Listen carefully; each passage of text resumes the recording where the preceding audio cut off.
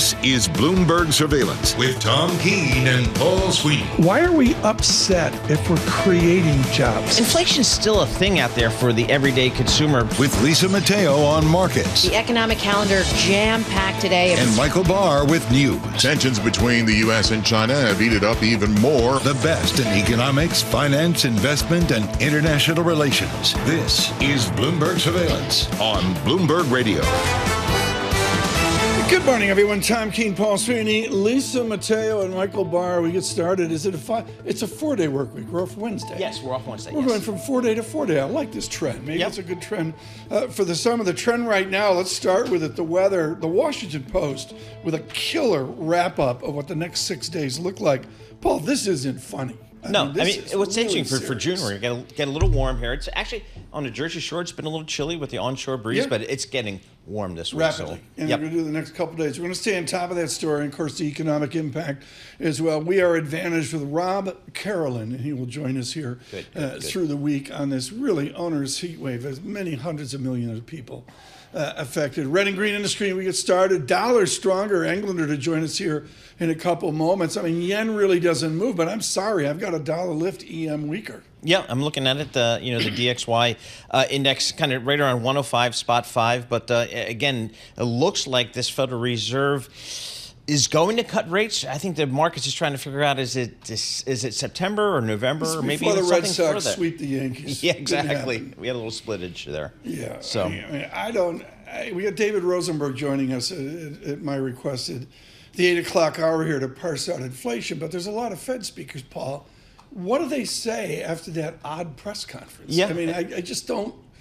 It's like they've run out of words. Yeah, and I think they should just stop talking. It's just let's just get to the Okay, regular so Lisa meetings. said that about me, yeah, but that's exactly. a Let's just story. get to the regular meetings, the regular press conference. But they all feel the need to be out there. But again, I think the data is suggesting that there's no need for this Federal Reserve to rush here, and that's kind of. But we're going to get a lot more data this week. We're going to get retail sales tomorrow. That'll be a big one, and then we have continuing claims. Thank you. I did not see that. Yeah, retail sales tomorrow. That'll be important. We're on Apple CarPlay on Android as well. The Bloomberg Business app, it's free on YouTube.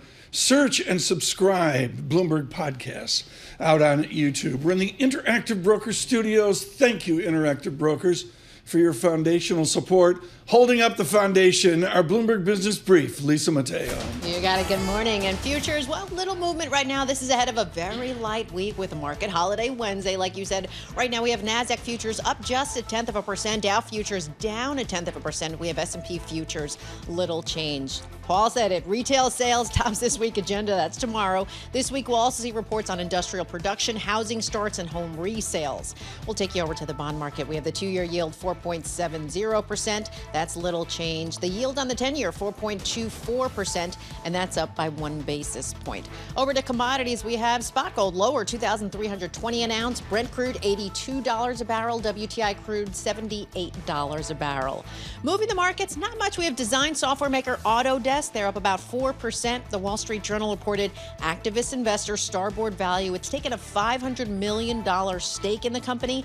Now, as far as earnings, pretty light week. We have home builder Lennar. They report after the close today. Right now, their shares down about 0.1%. We'll also hear from Lazy Boy today. They're down about 0.1% as well. Looking further down the road, we'll hear from Kroger Thursday and CarMax on Friday. That is your Bloomberg Business Flash. Paul and Tom. Lisa, thanks so much. Oh, blue button there. The Detroit Lions blue button. Of course. As well. Barr insists on that. This is a joy, and we start very strong for Global Wall Street on this Monday with Stephen Englander. He is definitive on cross rates, the nuances of not euro dollar or dollar yen, but mixing it all together. What does Naki Staki actually say is one idea. Stephen Englander, the Standard Chartered Bank, thank you so much for getting us started this morning. What is the character, Steve Englander, of this new strong dollar? Well, first, it's always a pleasure to join you. It's funny because the themes are emerging from the rest of the world. For, say through the end of May, like 80% of the discussion was the Fed and where interest rates were going, and that's all you had to know. Now the political dimension, both in terms of doing damage to value of currencies and helping the value of currencies, is becoming much more important. And we thought the main show would be the U.S., but it's happening outside of the U.S. Right. And so, so if South Africa doing very well because of the national unity government, concerns about France and the election and the euro, and that's weighing on the euro and likely to continue. What do you call on euro right now? Have you amended and adjusted? We did go below 107 at one point. Some say a path to parity, but what is the dynamic, the magnitude, Stephen Englander, that you see for euro move? Well, we still have it going down to 103, 104. We have to see whether it gets that far. It certainly is vulnerable to the elections. I think that the market would really like to see a government from the center, but if it looks like the French center is going to be decimated unless they really pull it out, it would be either kind of a government led by the, I don't want to call it far left, but pretty reasonably left, or a government led by the right, and the center would be like a tiny part of this. So, Steve, I guess putting all that together here, I mean, as we think about the U.S. dollar, is there a viable bear case for the dollar here, given the various rate differentials? I'd say that there's a reasonable but not very high probability in the short-term bear case for the dollar. And it goes like this, that, we had the Michigan confidence numbers yesterday. Households are really pessimistic about where their real purchasing power is going. We saw the employment numbers and the unemployment numbers. They keep going up despite the, influx of immigrants that kind of flatter top line NFP. There's a chance that the consumer, ends up being markedly weaker. Having said that, the signs are that the consumer is getting more sluggish gradually, but it's not falling off a cliff. But that would be the direction. If the dollar really were to fall, we would have to see, really clear consumer weakness that surprises everyone. So what do you think our Federal Reserve is going to do here, Steve, here in the U.S.? I mean, can it stay pat here through, after the election to figure out what they need to do? Let me say this. Often when we talk about what the Fed is doing, whether they hike or cut and so on, it looks like if they make a mistake, it's going to be a big, big deal. And I think what the Fed guys are kind of saying is that if we make a mistake, it's not a big deal. So maybe we cut in September, maybe we cut in December. Given the way the economy is shaping up, it's not the end of the world. And I think that that's sort of the message that the market is absorbing. And relative to the rest of the world, it's a very positive dollar message. Stephen Englander, I got to ask you a nerd question. Paul, can we go Nerd Monday? Oh, certainly. You got to have a nerd book on the beach, folks. I mean, Lisa, what were you reading on the beach? I mean, I was just listening to music. We won't embarrass us. You're listening to Bruce, right? Yes, Bruce exactly. and Bon Jovi. Okay, shore. Perfect. Steve Englander, I'm reading on the beach, Floating Exchange Rate at 50 by Douglas Irwin of Dartmouth and Maurice Obstfeld of Berkeley. It's just trenchant reading, Stephen Englander. And Adam Posen at the Peterson Institute talks about our currency non-system. Is China advantaged by the non-system that Max Corden used to talk about? Is China advantaged by the floating chaos of the currency system? Look, their capital markets are opening. They're incompletely opened. And I think that in some ways that might be more important than the degree to which the exchange rate is volatile. I say, if you look across the world, I don't think there's, a single major central bank that says, oh, our currency is a real problem. The dollar is strong, and unusually when the dollar is this strong, we're not seeing, big pressures on manufacturing, big pressures on the trade balance. China, the Chinese trade balance is doing well, but it's not because of the currency. It's because they've shifted all these resources into manufacturing from real estate. So it's a non-system, but it's not the cause of the problems that we have. Stephen Englander, thank you so much with Standard Chartered Bank. Greatly appreciated this morning. Paul, out on YouTube, I mean, I can't stand Good Morning from Yucatan. Really? I mean, how cool is that? Talk about a heat wave. It's like always very heat wavy there. Guy in Norway is back in Atlanta. All right. I mean, and he went to Normandy as well. That's cool. A lot of people talk about it. Few people do. To Normandy. This gentleman went to Normandy. Oh, for yeah. the, it's on my bucket list. It's on my bucket list. It has to happen soon. It's very cool. Yeah. Good morning, Fred from Montreal. It's great. Fix Canadians when short, I mean, David Rosenberg's medicated over how the Canadians are doing. I know. It's painful. Is Barr with us today? I think he's here today. I mean, he meanders in occasionally. Exactly. I just put the four of us on a beach together. That's a frightening thought. Yep. I mean, we don't want to go there. Well, Bob, what are you laughing about? I mean, this is Michael Barr. You and I would be up on the deck. The cocktail. Yep. Well, or a Schlitz or a Strauss. We don't have to be on a beach for a cocktail. Yeah. Oh, that's true. Yeah. With our news in New York City, Michael Barr. Thank you very much, Tom. Paul, Lisa. Israeli officials say Prime Minister Benjamin Netanyahu has dissolved his influential war cabinet days after a key partner bolted government. Opposition leader Benny Gantz withdrew from the body over a week ago. It comes as Israel says it is opening up the Kerem Shalom crossing. Today's briefing comes a day after Israeli military announced a tactical pause in an area of southern Gaza Strip to allow the deliveries of humanitarian aid. Coordinator of Government Activities spokesperson Shimon Friedman says it is up to freeing the backlog of humanitarian aid deliveries for desperate Palestinians. We're opening this route for them where they can move without needing to coordinate every time, and where there will be military presence along the way. Friedman says the route would increase the flow of aid to other parts of Gaza as well. More than 1,000 have been forced to evacuate, and hundreds of firefighters are trying to control flames near a major highway in Southern California. Firefighters on the scene of the Post fire near Interstate 5 north of Los Angeles say it has already consumed more than 12,000 acres. CAL FIRE spokesperson Jason Clay. On the Point fire, we're just on the west side of Lake Sonoma. It's been a wind-driven fire that's been aided with low relative humidities, and so kind of driven down towards the south. The northwest winds have really pushed it. Friedman says the route that the firefighters said that the Post fire the wind is carrying burning embers as far as 3/4 of a mile from the fire line. Senate Majority Leader Chuck Schumer announced that the Senate will vote this week on restoring a ban on bump stock guns just days after the Supreme Court struck down the ban. Schumer slammed the Supreme Court for its ruling. By undoing this most common sense safety ban on deadly bump stocks, this MAGA Supreme Court has shown the American people how dangerously to the far right they have gone. Schumer says bump stocks can turn a semi-automatic into almost the equivalent of an automatic weapon like a machine gun.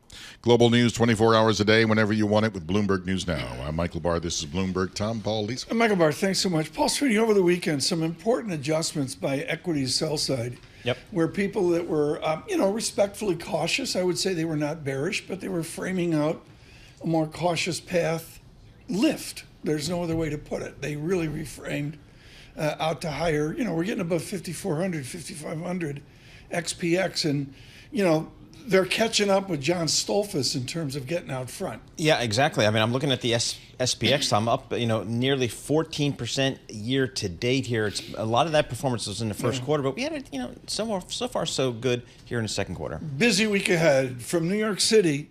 This is Bloomberg Surveillance.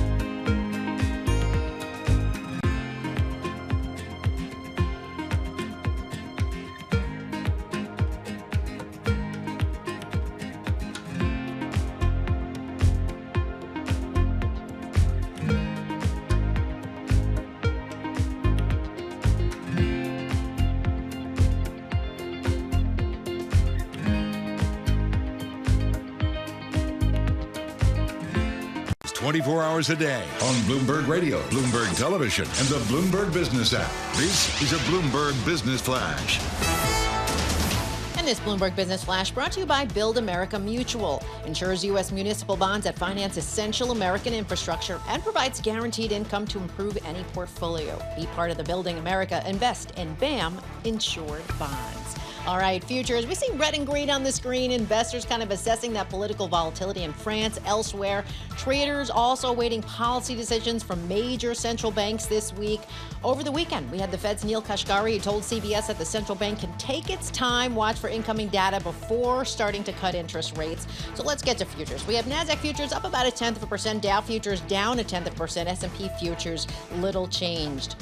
We have the bond market with the 2-year yield 4.70%, little change. The yield on the 10-year 4.24%, and that's up 1 basis point. We have shares of American Airlines. They're little change right now, but the carrier and its flight attendants union, they're planning another bargaining session for tomorrow. Two sides said to be making some progress in contract talks. They're trying to avoid a strike this summer. We'll see what happens with that.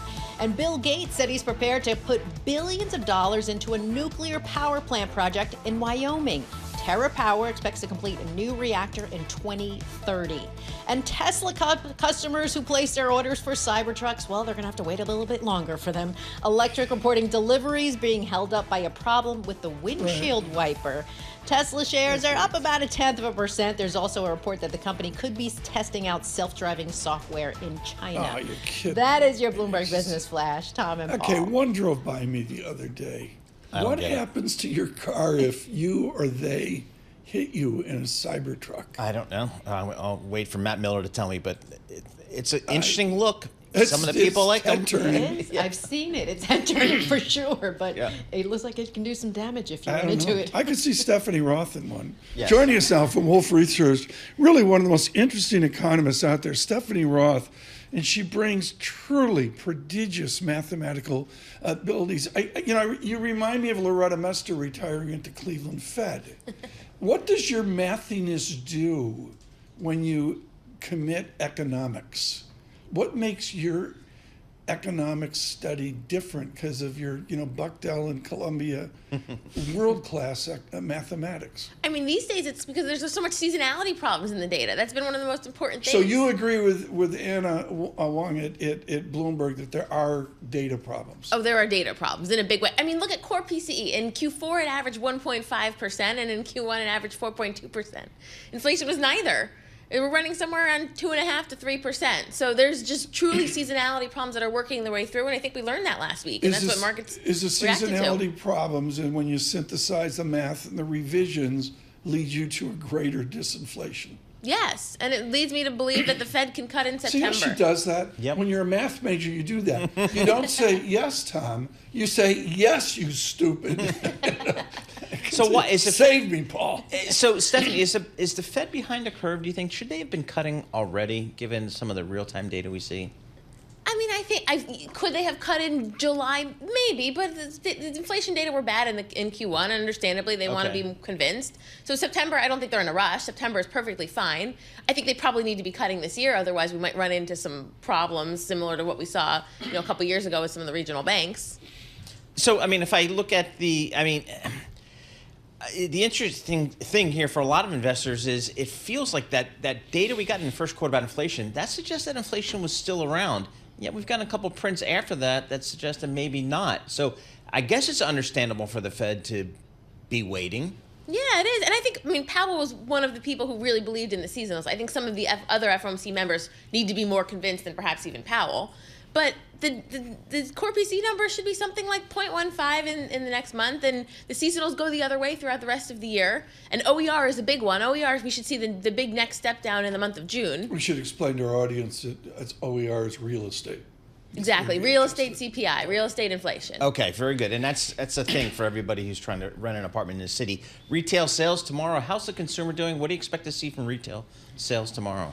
Yeah, that's going to be a big one because the street is looking for sort of a modest gain. But if you look at some of the alternative data, it looks like it could be running a little bit hotter. Some of the credit card data look a little bit stronger, like you might actually get a bit of a bounce back.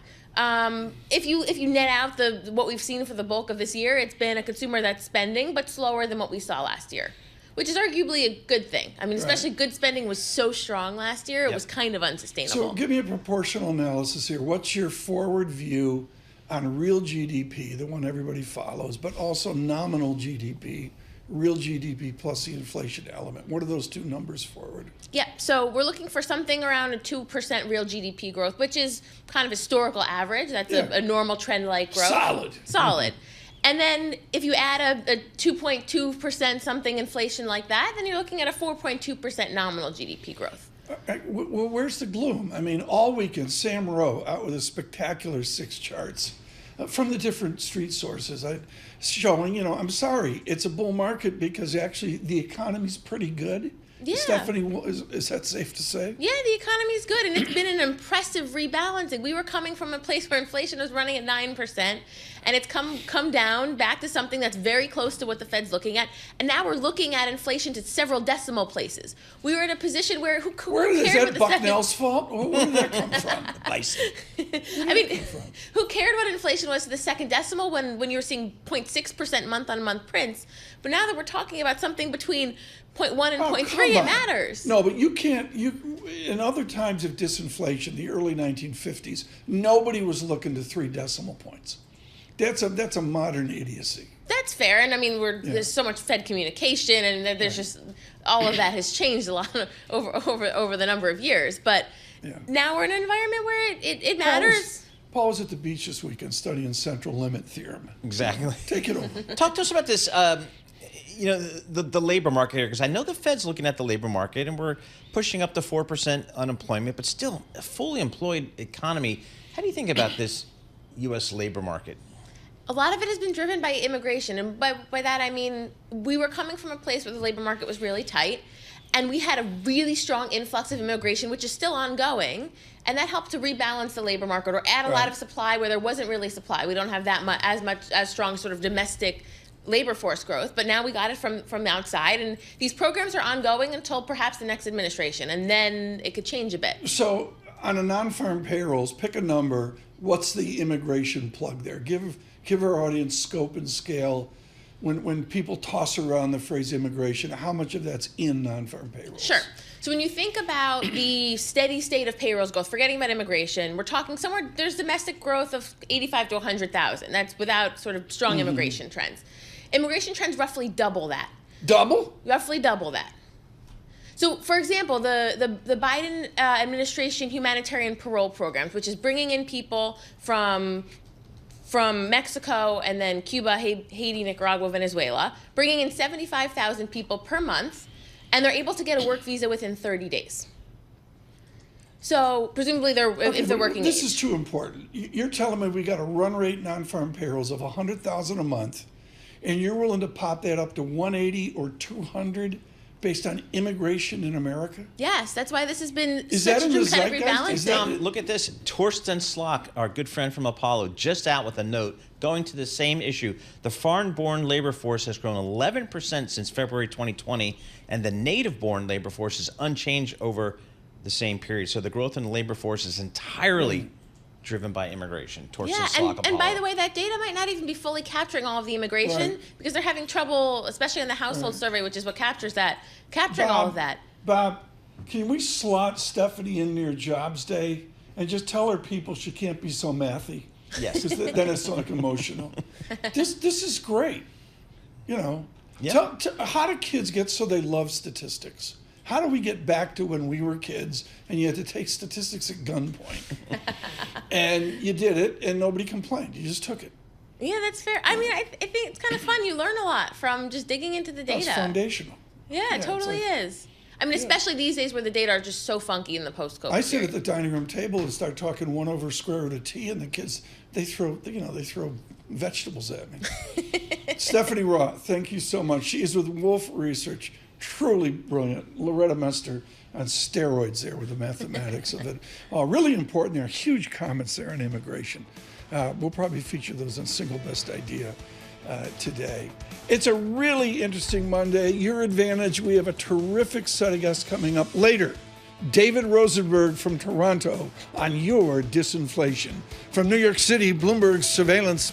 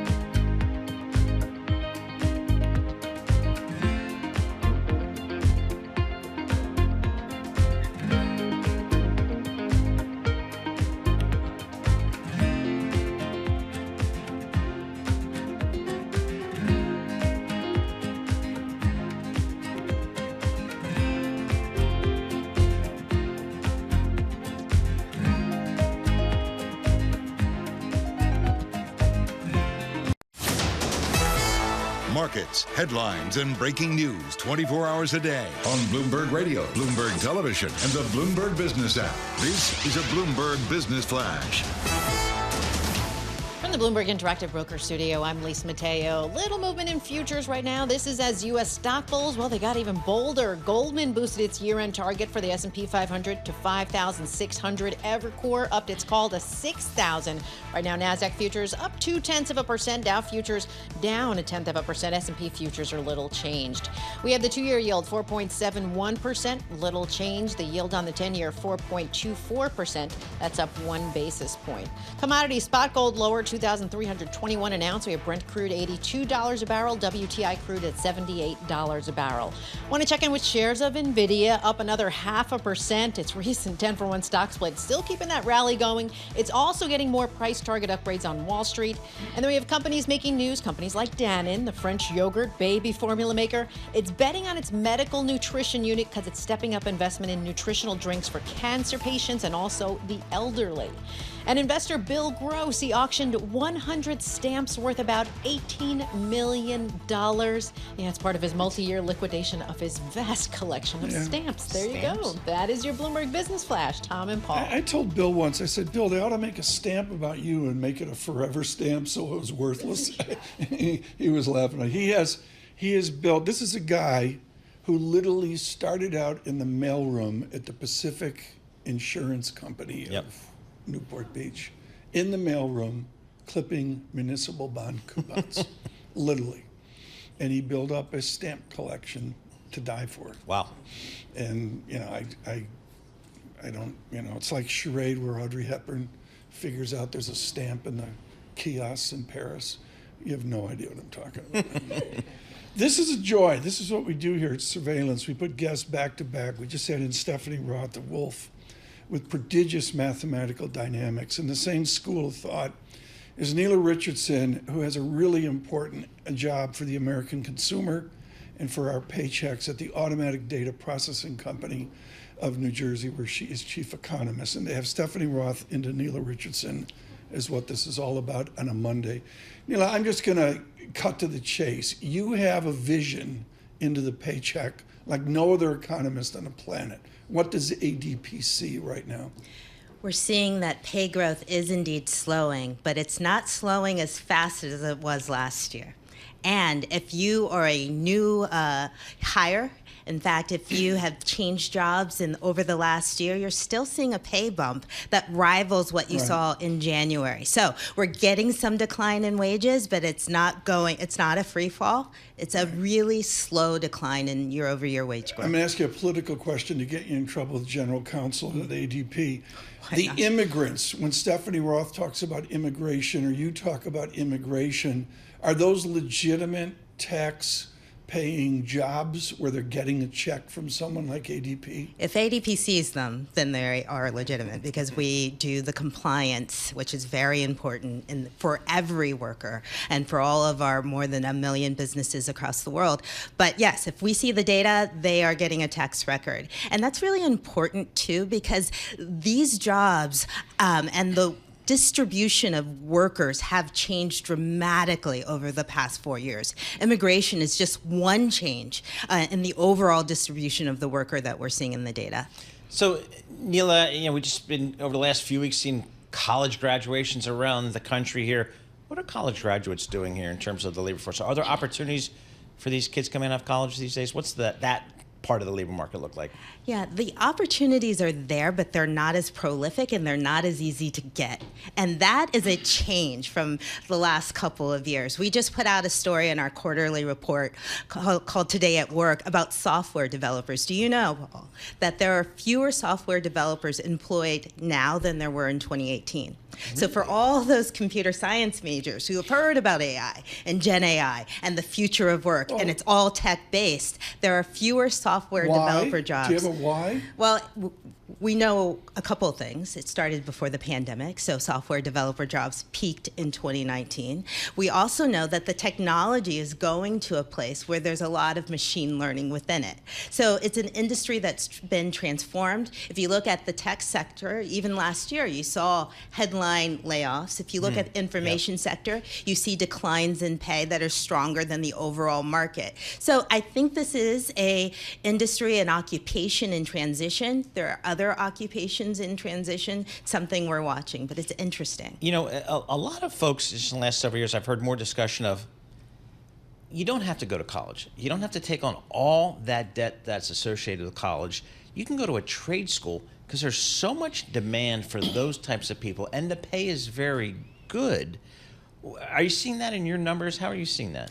Well, we're looking in that closely because we want to know what Gen Z is doing. There are gaps. Who's Gen Z? Is that Lisa Mateo? Yeah, I forget. Thank you, Paul. She looks like she's Gen Z. Thank you. Ken Fellio, our global technical director, please. Gen Z. I don't think so. I think it's 2010 is the end date for Gen Z. You say so. Well, my 16-year-old said so. How are the trade schools doing? This question. Paul's got a good. That's a really good question. Trade schools, I'm not sure, but trade gaps are very apparent, and it's been that way for a long time. So you're talking about your plumbers, electricians, anyone who's done any home remodeling over the past Yeah, they're all 5 making years $800 an hour. Yeah. I mean, it's amazing. Don't need a plumber urgently because you're going to see how much the pay gaps matter. And when we look at the data, we're seeing that there's an aging in this demographic, and that's important because new people aren't coming in at the same rate that older workers are retiring. Why? Well, I don't think the message has been broadly disseminated across young people. We are in an economy where you don't make stuff. You're digitized. I mean, my kids want to be an influencer when they grow up. I mean, that's the world we're living Lisa in. Mateo. So the idea of learning a trade, of doing something with your hands. Like a real job is, Yeah, it's not we as had this popular. conversation this But you weekend at the dining room think table. about this. You get to set your own wages. You get to work for yourself. You get to set your own hours. You have a skill that is interest rate not cyclical. People will always need a plumber. YouTube's lighting up like a candle with this discussion. So there is something to it, for sure. The economy needs it. Neela, Paul saved me mentioning retail sales tomorrow.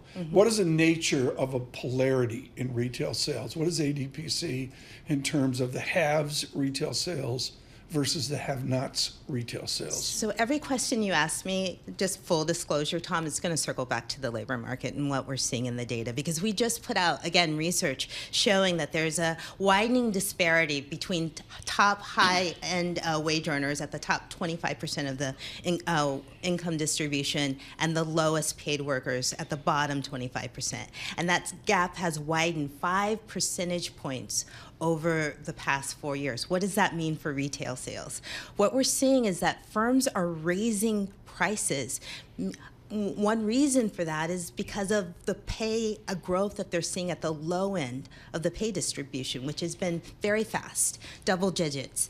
But it's really the high earners who have benefited more from the wage increases. The dollar amount is much higher at the high end, causing that spending to be very resilient. So you have the combination of which higher firm prices and more spending, which has kept inflation higher for longer. Now we go into this retail cycle where bad vibes might be lowering consumer spending overall. So on net, I do think that retail spending is a bit stronger than it was last month because of those high wage earners who still have a little discretionary spending in their budgets. You've done so much in giving back to the community. Tell me about the Committee of the National Statistics and Committee on Automation in the U.S. Workforce. Are we all going to be replaced by robots? No. Soft skills are going to matter more. So let's all remember how to do them. Yes.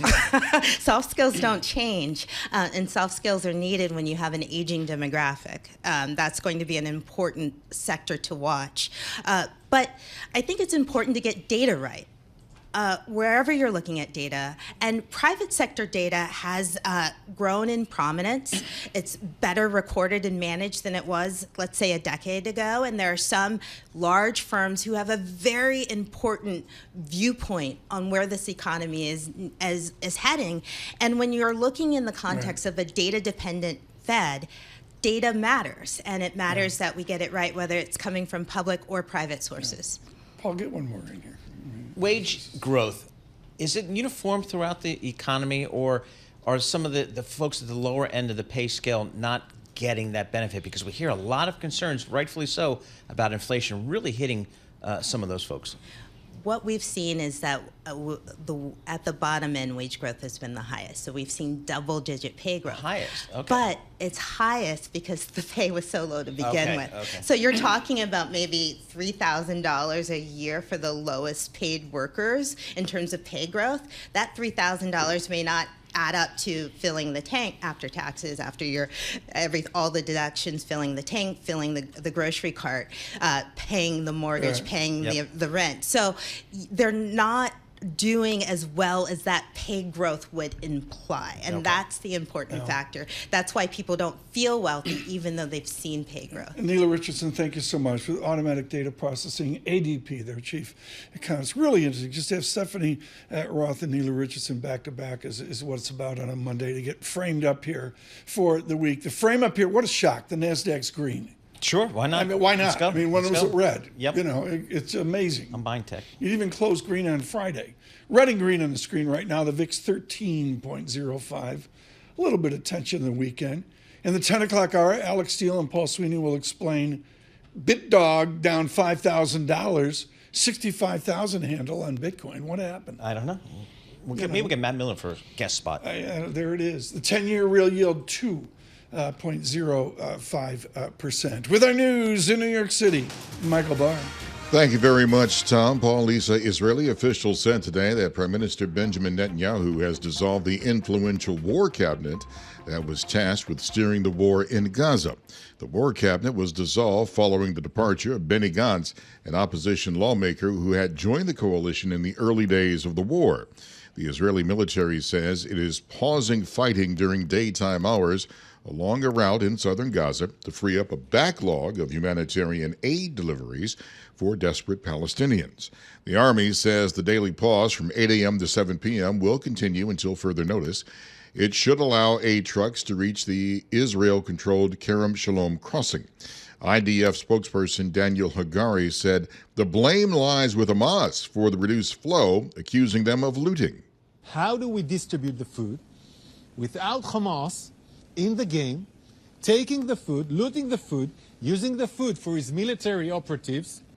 The United Nations says it welcomes the move, but adds that so far no aid has left Kerem Shalom. Senate Majority Leader Chuck Schumer says he'll bring a vote to ban bump stocks this week. Bloomberg's Ed Baxter has more.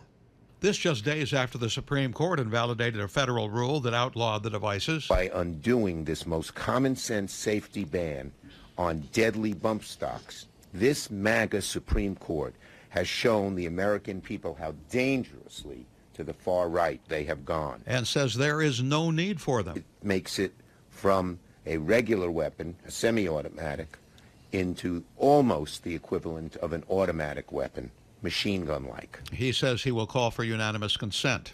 Ed Baxter, Bloomberg Radio. A week and a half before the first presidential debate, former President Donald Trump meets today with the House Speaker, Mike Johnson, at Trump's resort in Mar-a-Lago. Congressional Republicans are looking at how to hold on to the slim majority they have in the House. Global news 24 hours a day and whenever you want it with Bloomberg News Now. I'm Michael Barr. This is Bloomberg. Tom, Paul, Lisa. Okay, let's talk about this. A 4-foot putt's a 4-foot putt. Yeah. I mean, even a clown like me could make a 4-foot putt. What happened? I don't know. A couple missed putts in the last 3 holes. This is like Caddyshack where, you know, the guy's on the edge of the putting. Yeah, this one's going to stick with Rory McIlroy for a long time. But Bryson DeChambeau played a phenomenal tournament, had a great week, just ripping a ball all over the place. It's fun to watch him play. But it was a heck of a U.S. Open because it was a great course, great leaderboard. Before the heat wave. Yeah, and great leaderboard. And it was, I mean, that's a brutal course, having played there a couple times. Oh, really? Well, we'll talk about that. I didn't know that. Okay, great. Red and green on the screen right now. NASDAQ lifts fractionally. The VIX 13.06. Bloomberg.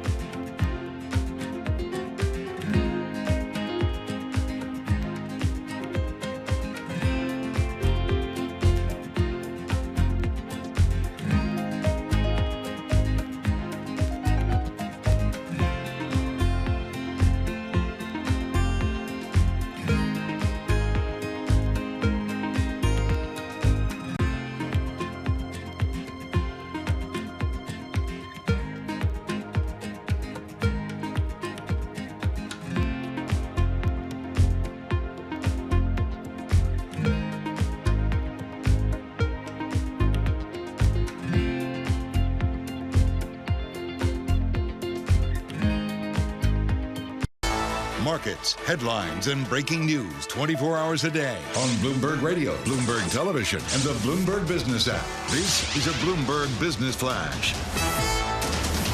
From the Bloomberg Interactive Broker Studio, I'm Lisa Mateo. We've got red and green on the screen right now. NASDAQ futures up 0.1%, Dow futures down 0.1%, but we have S&P futures. They are little changed. The yield on the 2-year, 4.71%. That's little changed. The 10-year yield, 4.24%, and that's up 2 basis points. We'll check in with commodities. We have spot gold lower, $2,320 an ounce. Brent crude, $82 a barrel. WTI crude, $78 a barrel.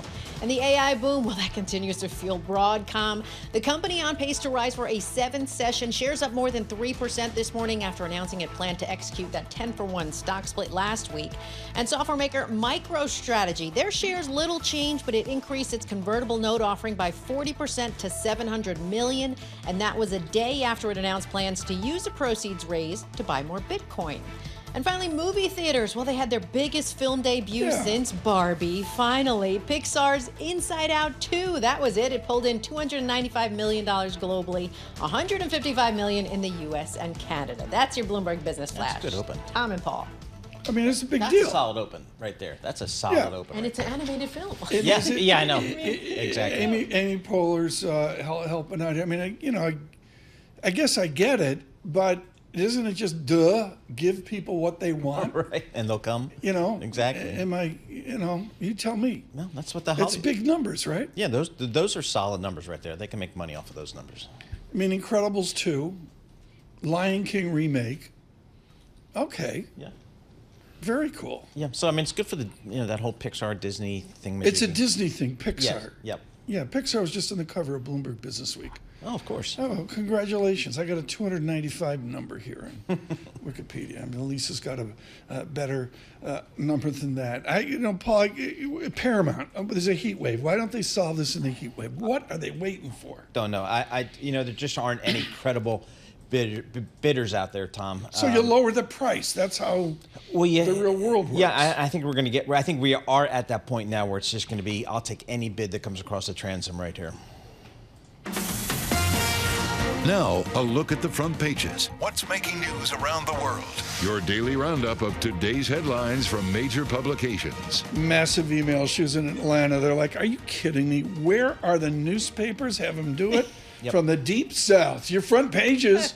with Lisa Mateo, brought to you by Interactive Brokers. Discover the future of trading with their next generation trading platform, IBKR Desktop. Download IBKR Desktop at ibkr.com/desktop. Thank you, Interactive Brokers. Lisa, you were a miss. Go. Oh, thank you. All right. So you heard about how weight loss drugs, right? There's a problem. Food companies are worried. It has everyone, up in arms. But clothing retailers are actually saying it's helping sales because more slimmer Americans, they need to buy new clothes, right? They have these new sizes. Really? They have to buy new clothes. This was in the Wall Street Journal. You got to check it out. And they don't just want a regular wardrobe. They want, body-hugging shapes. They want sexy clothing to show off their new size. Yeah, like so what I wear. the brands are doing it. They're replacing zippers with adjustable corsets. They're adding more sheer looks to some of the looks that they have. So it's a shift that these retailers this is a are real looking story for. in a Wall Street Journal. Yes, yes. They're seeing this shift because they needed the boost. The clothing Can I retailers just say, needed the boost. John Farrow was way out front on this. I mean, I'm like, what are you talking about? Where are we 2 years from now with Ozempic, with the Lilly product? Where are we in? It's like $900 a year. Am I right? It's a lot because it depends on if your insurance covers it or not, right. because some do, some don't. But it's just expanding in so many different ways. I mean, all these studies showing how it helps with this and helps with that. There's now maybe one for like pets. I mean, it's getting crazy. Ozempic for pets, I'll tell you what, maybe. it works. I haven't seen it firsthand. Yeah, it you've works. seen it. Okay. All right, it's a thing. I'm not, I was poo-pooing it all, but it is a thing. My experience is there's no appetite. Right. You know, But that's the thing. So you lose all this weight. So you I don't need a get whole it. new wardrobe. You got to spend How money. does your body keep functioning? It does, but you wind up losing protein muscle. drinks. Yes, you got to be. That's the only problem. You wind got to up be losing exercising. muscle. You got to be doing the Lisa Mateo So you crazy got- in the basement exercise thing. Is it arms or legs today? What are we doing today? Today's upper body. Thank Today's you. upper body. Thank God There you for go. that. Okay, good time. Yeah, mine's upper body too. Here, let me pick up this glass of Tang. Next. Here we go. Apple. This was actually an interesting article from Mark Gurman over in the terminal. Always. Taking it slow with the new artificial intelligence offerings that it said it was rolling out. It's going to stretch into 2025. You have the companies. It won't be available for developers to try out until later this summer. When it does launch in the fall, it's going to come as a preview, and some users might even have to join this wait list. But what Mark Gurman is saying is that there are benefits to this kind of staggered approach. He's saying that it prevents like choke points with staffing, but it also gives them more time to train AI models for other languages. So there's different benefits. There's a thought process behind the madness. All my radars basically. up. Paul, what do you think? All my radars up. Well, I'll tell you what, Apple, as Mark Gurman was reporting, this is kind of what they do. They don't seem to feel the need to rush to be first. They'll be like, we'll be second, third, or fourth, but when we come in, it's going to look awesome. And Okay, people are going to say, okay, now I need this smartphone. This weekend on my phone, Google is giving me AI now. And I dutifully went in to try to figure out how to get rid of it. And you can't. They're forcing me to take some kind of AI in my search function that I really don't want. Did you try it? You didn't even try it? It's just too much noise. It's just too, I mean, all my radars up. Yeah, we'll see. We'll see. But Apple will be Do people want this? I mean, like Siri, I get the phone. Do you want Siri? I go no, and I move on. Really? How many people are like that? Very few, I think. But I think it's the fact if you could say, hey, Siri, can you return this shirt that I bought last week? And Siri can pull up the email, find it, send the email automatically to return it so that you can, I mean, it does the work. If it can do that for Lisa me. sold me. Lisa sold me. I'm sold. It makes my life easier. Next. Okay. Wells Fargo. This is interesting. They're losing millions of dollars a month. It had this fancy rent credit card that it came out with about 2 years ago. It launched it with Built Technologies. So the perk is that users can pay for rent without incurring fees from their landlords, while also earning reward points. But the thing is, it kind of backfired because their executives thought that people would kind of get into debt and they can make some revenue if people just charge their rent on it. But people didn't do that. And so they didn't make any money on it. They're losing actually $10 million every month, according to the Journal. I read every word of the article. Oof. It's all accurate. I have lived it. Really? And it is a disaster. It's been a disaster for months. There's actually, as I mentioned late in the article, some security issues where people got into my accounts and there's many, many other people, not just me, but it's been it's a perfect example of a conservative belt and suspenders company going, we need to be cool and digital, let's just do it. Right. Okay. And it rarely works out. I thought it was a really important Pay your credit card debt every single month. Do not let it ride. That's what the advice was for the offspring, and I think they're following it. Yeah. That's what I Until they're not. telling you, until they're not. Do you have one more? I do. Okay, more parents, speaking of debt, they're taking on debt to pay for their Disney vacation. Prices are soaring. This is a survey from LendingTree. 45% have gone into debt for the trip. That's up from 30% in 2022. How much debt? About $2,000, they're saying, on average. So they're charging up just to give their family that experience that they say they did. They said they don't regret it. No regrets. About 60% said they don't regret it. It'll be interesting to see. Travel's fascinating. I guess every seat's taken, but prices are lower, into the summer. Well, see, Lisa Mateo, thank you so much, the newspapers, and thank you, Interactive Brokers, as well. It's going to be hot out there. The heat wave, we're talking to Rob Carolan, get him on here. It's not here yet, up in New England, New York City, down to the mid-Atlantic states. I looked last night at St. Louis, and like it, their midnight or whatever, St. Louis was ugly. I mean, it's hot out there. Yep, it's that time of year, so here we go. A little bit I learned about a heat dome. I didn't know what a heat dome was. It's when they have terms for everything now. But well, some people use the word heat dome, and others they don't. Right. We'll have to see. They both agree that it's too hot out there. We're doing heat wave music today. I mean, I think that's something that, there's plenty of it. Yeah. Linda a Ronstadt. lot of when great you say choices. heat wave, you got to play Linda Ronstadt. Yeah. I mean, we'll do that. Here's the best heat wave song ever. Cool in the Game. You got to start Monday with Cool in the Game. We do. Bloomberg Surveillance. I remember how we made our way, a little patience, the times we prayed. Can't imagine that this love is through, feeling the pain, girl, when you lose. Oh, it's too hot, lady. Gotta run for shelter, gotta run for shade. It's too hot, lady. Gotta cool this anger. What a mess we made.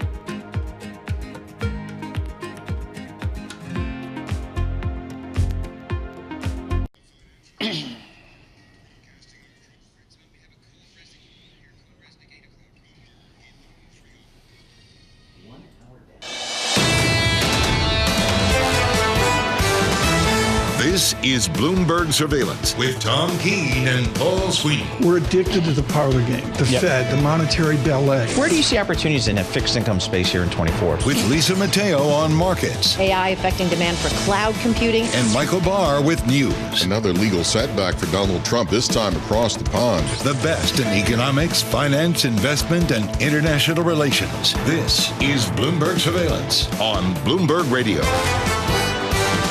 Good morning, everyone. Paul Sweeney, Tom Keene, Michael Barr, Lisa Mateo, Bloomberg Surveillance on eventful Monday. We started strong with Stephen Englander in this hour. David Rosenberg on disinflation. That's good. The YouTube live chat. I mean, Randy absolutely nails it. Okay. How do you have fun at the beach?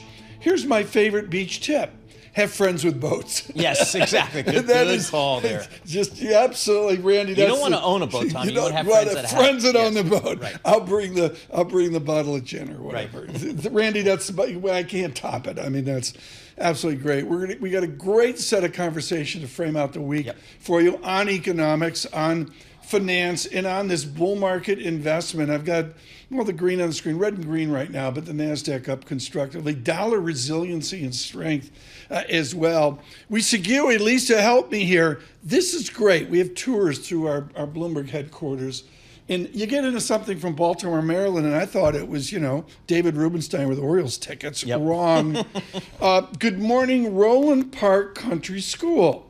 And this is great. The kids show up, and the teachers or the parents make them write thank you notes. Wow. Dear Mr. Tom Keene, thank you for taking time out of your busy day to talk to us. We loved your advice on continuing math forever. Also, to answer your question, your daughter Afterthought should only take the SAT twice. Thank you. Very good. Thank you, Roland Park Country School. Excellent. This is a lost art. On radio, I'm showing this is a lost art. Am I right? You're exactly right. Am I right? Yes, there we go. The Mateo kids, they wrait thank you notes every day. I did it. I wrote thank you notes. Dear Mom, thank you for going to Costco. Bloomberg Surveillance this morning. It's brought to you by Cohn Resnick Advisory Assurance Tax. Their industry advisors can customize solutions to help your business create value and increase resilience. Visit cohnresnick.com/advisory. Right to it, our Bloomberg Business Flash, Lisa Mateo. You got it. We have futures, little change right now. This is ahead of a pretty light week. We have a market holiday Wednesday. So right now we have NASDAQ futures up 0.1%, Dow futures down 0.2%. We have S&P futures, they're little changed. Data on retail sales, that's topping this week's agenda. That comes out tomorrow. This week we'll also see reports on industrial production, housing starts, home resales as well. We'll get to the bond market. The 2-year yield 4.72%. That's up 1 basis point. The yield on the 10-year 4.26%. That's up 3 basis points. What's moving the markets? We have design software maker Autodesk up about 4% right now after the Wall Street Journal reported activist investor Starboard Value. Well, it's taken a $500 million stake in the company. As far as earnings, pretty light week as well. Home builder Lennar reports after the close today. Shares down about 0.3% ahead of its report. We'll also hear from Lazy Boy today. Their shares up nearly 1%. Looking further down the road, we'll hear from Kroger Thursday, CarMax on Friday. That is your Bloomberg Business Flash. Tom and Paul. Lisa, thanks so much. Citigroup is led on participating in the market. Stuart Kaiser was in the other day. Yep. I don't know which silo he's from. There's like 8 silos in Citigroup. I can't keep track of it. He's pretty good though. But they've been in the game, and they've been in the game because their economics has been just really leadership. Andrew Hollenhorst and the team really saying, look, rates are here. They're going to be higher. And with it, a resilient economy. Not much gloom there. Rob Sockin drives the horse here. He's a global economist for Citigroup as well. Can you look forward and say the same thing? We'll avoid recession? I think it's a really tough call right now. I mean, if you asked me a couple months ago, I would say it's really feeling like a soft landing. Most of the tone of the data was really within that space. But we've seen a lot more downside surprises over the last several weeks. And I think there are signs for concern. You're still seeing stresses in lower income households. You're still seeing tightening credit conditions, weak credit demand, and a lot of labor market indicators have softened over the last year. And I think the big debate is, are they softening into a soft landing, or are they softening into a larger downturn? Right now, I think it's pretty hard to tell. The labor market overall is holding up pretty well, Payrolls is one of the best signals for the labor market. That's been robust, but there's a lot of softness underneath the surface. So I think it's a pretty close call at this stage. So close call. What does the Federal Reserve do in a close call scenario? Well, for them, I think they're watching the data closely, and they've seen some encouraging improvement in the May inflation data. I think they'll need a few more months of good inflation data if the economy holds up well in order to ease rates. But if our U.S. team is right and things start to soften a lot more in the economy, then it's off to the races and they're able to ease a lot faster. So I think if you're in a resilient economy world, it depends. You continue to get that market improvement in inflation. And if you're in a recession world, they're probably not going to know until you get there, in which case they're going to have to start easing rapidly. Is American exceptionalism as it relates to economic conditions, is that a thing? I mean, look at the U.S. versus Europe, our good friends in Germany, for example, Asia, good friends in China. I mean, how do we think about that? Well, it's a great question. I would say 2 points. On the developed market side, it really has been an exceptional story with the U.S. If you look at major developed markets, the two best performers have been the U.S. and Australia. They're way ahead of the pack compared to a lot of other economies. I mean, I never think of the Australian economy. I mean, are they tied to China? Well, it's beyond that. They've had a very robust consumer, similar to the U.S. In Australia and the U.S., they seem to be two of the only consumers that have been willing to draw down the excess savings they built during COVID, and you've seen very strong consumer performance. But more broadly, in terms of exceptionalism, actually, it's been a pretty exceptional year for the global economy. Almost every major economy around the world has consistently surprised us to the upside this year. Alan Greenspan said, follow the stock market. In an Econ 101 book, folks, the stock market's about chapter 23. Nobody gets there. But can you link the effervescence of someone like Stuart Kaiser at Citigroup into your economic call? Does the stock market follow the economy, or does the stock market get out front and tell you it could be a better place in a year or two?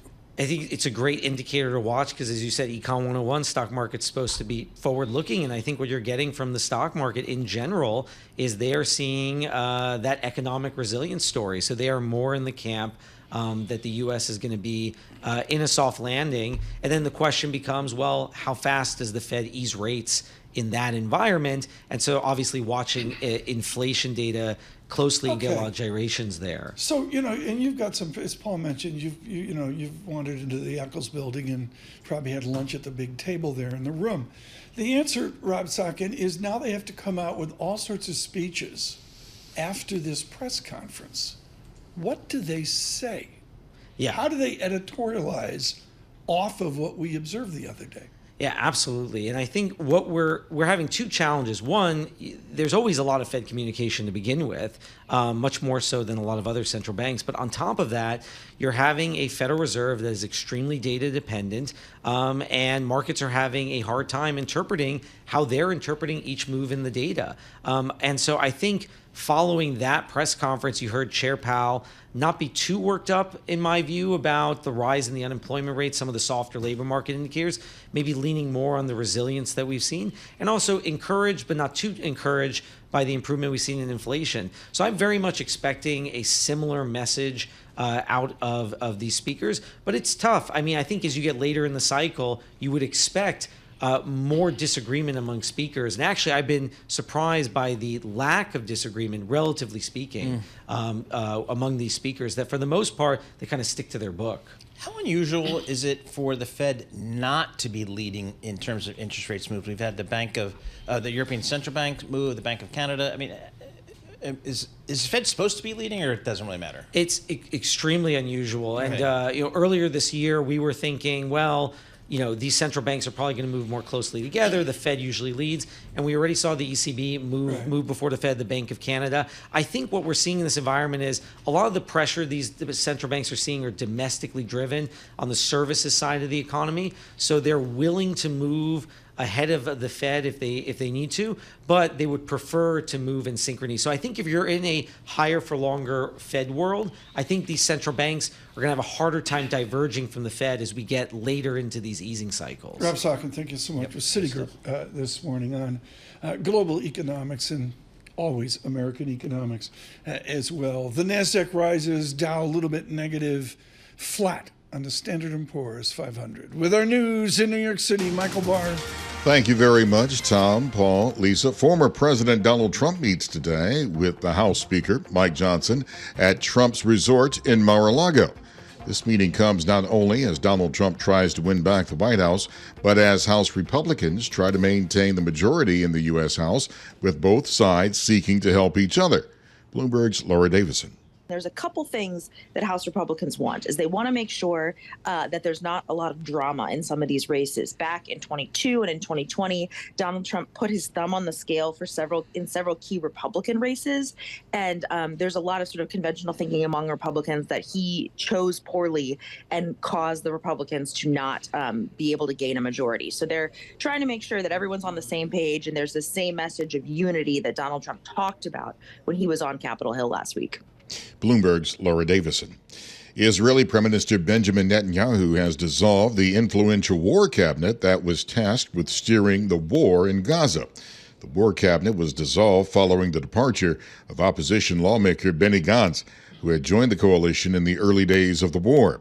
It comes as the Israeli military says it is pausing fighting during daytime hours along a route in southern Gaza to free up a backlog of humanitarian aid deliveries for desperate Palestinians.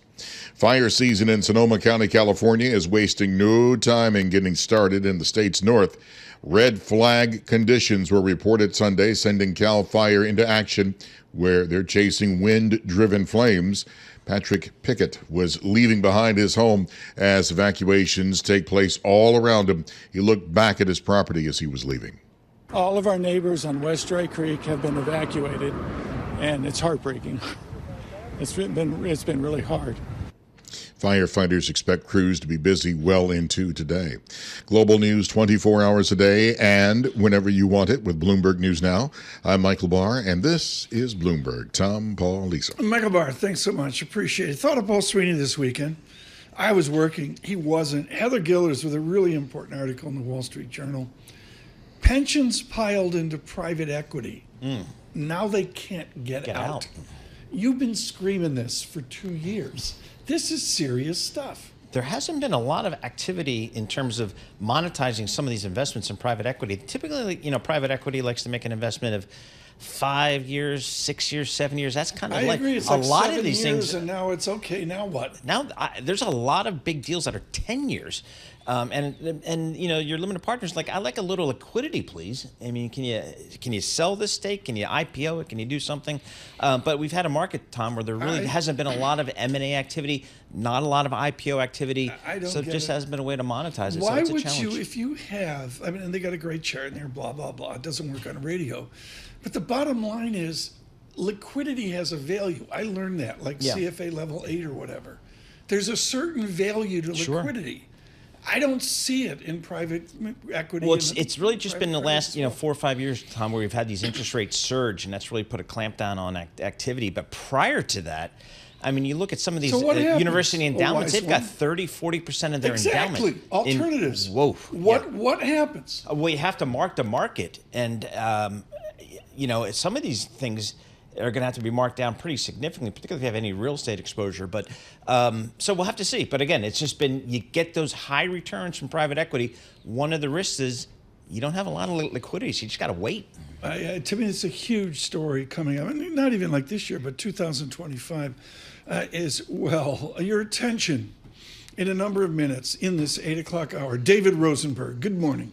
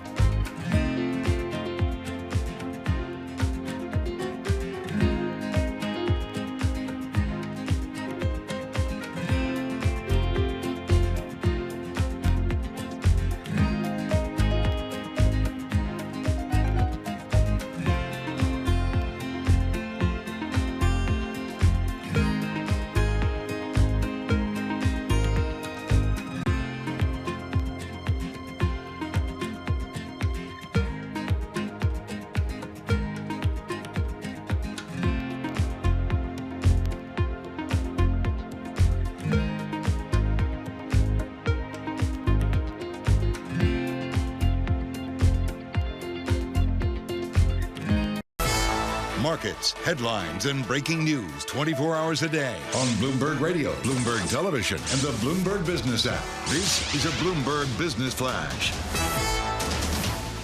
From the Bloomberg Interactive Broker Studio, I'm Lisa Mateo. Right now, futures, well, we got red and green on the screen, but little movement. Investors are kind of assessing political volatility in France, elsewhere, while traders, they're just awaiting policy decisions from major central banks this week. Over the weekend, you had the Fed's Neil Kashkari. He told CBS that the central bank can take its time and watch incoming data before starting to cut interest rates. Right now, NASDAQ futures up only 0.1%, Dow futures down 0.1%, Dow futures down 0.1%, S&P futures, they are little changed.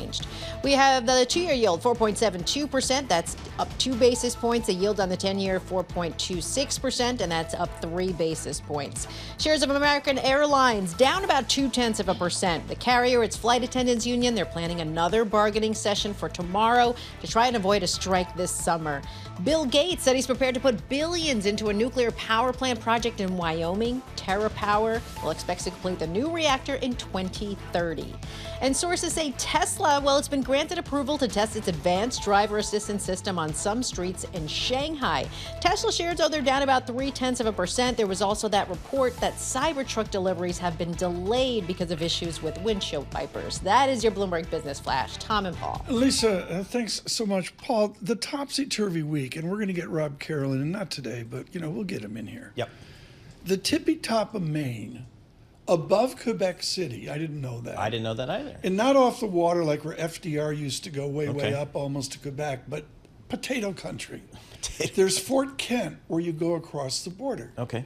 It's going to be 93 or 95 in Fort Kent. What are those people? Wednesday. They're not used to that up there. No, it's the snow just melted. High. The snow, they're just putting their shovels away. It's like 60 miles from the St. Lawrence Seaway. You can hear the waves. You know, you can see the boats go by. Yep. Good morning, Northern Maine. Love that. Thrilled that you're listening on YouTube. We like that. Northern Maine. You have to say Northern Maine. Isn't Maine just by itself? Maine by itself is very northern. Yes, you get above Portland, and Gerard Cassidy tells me that you get 40 miles above Portland, and that's deep into the trenches of northern Maine. We're going to go deep into the trenches of what yield tells us now, because right now, yield and equities are sort of two different worlds. Kelsey Barrows with us, working with Bob Michael.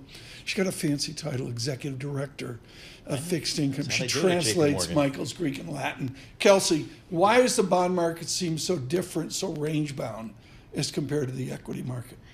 Well, I think that what the bond market is really focused on is the data, particularly the inflation data. And there was a lot of concern just a month ago that inflation was not contained, that the strength in Q1 was actually a reacceleration or the start of a new trend. And we wanted to push back on that. We really did feel that ultimately the disinflation narrative should remain intact over time.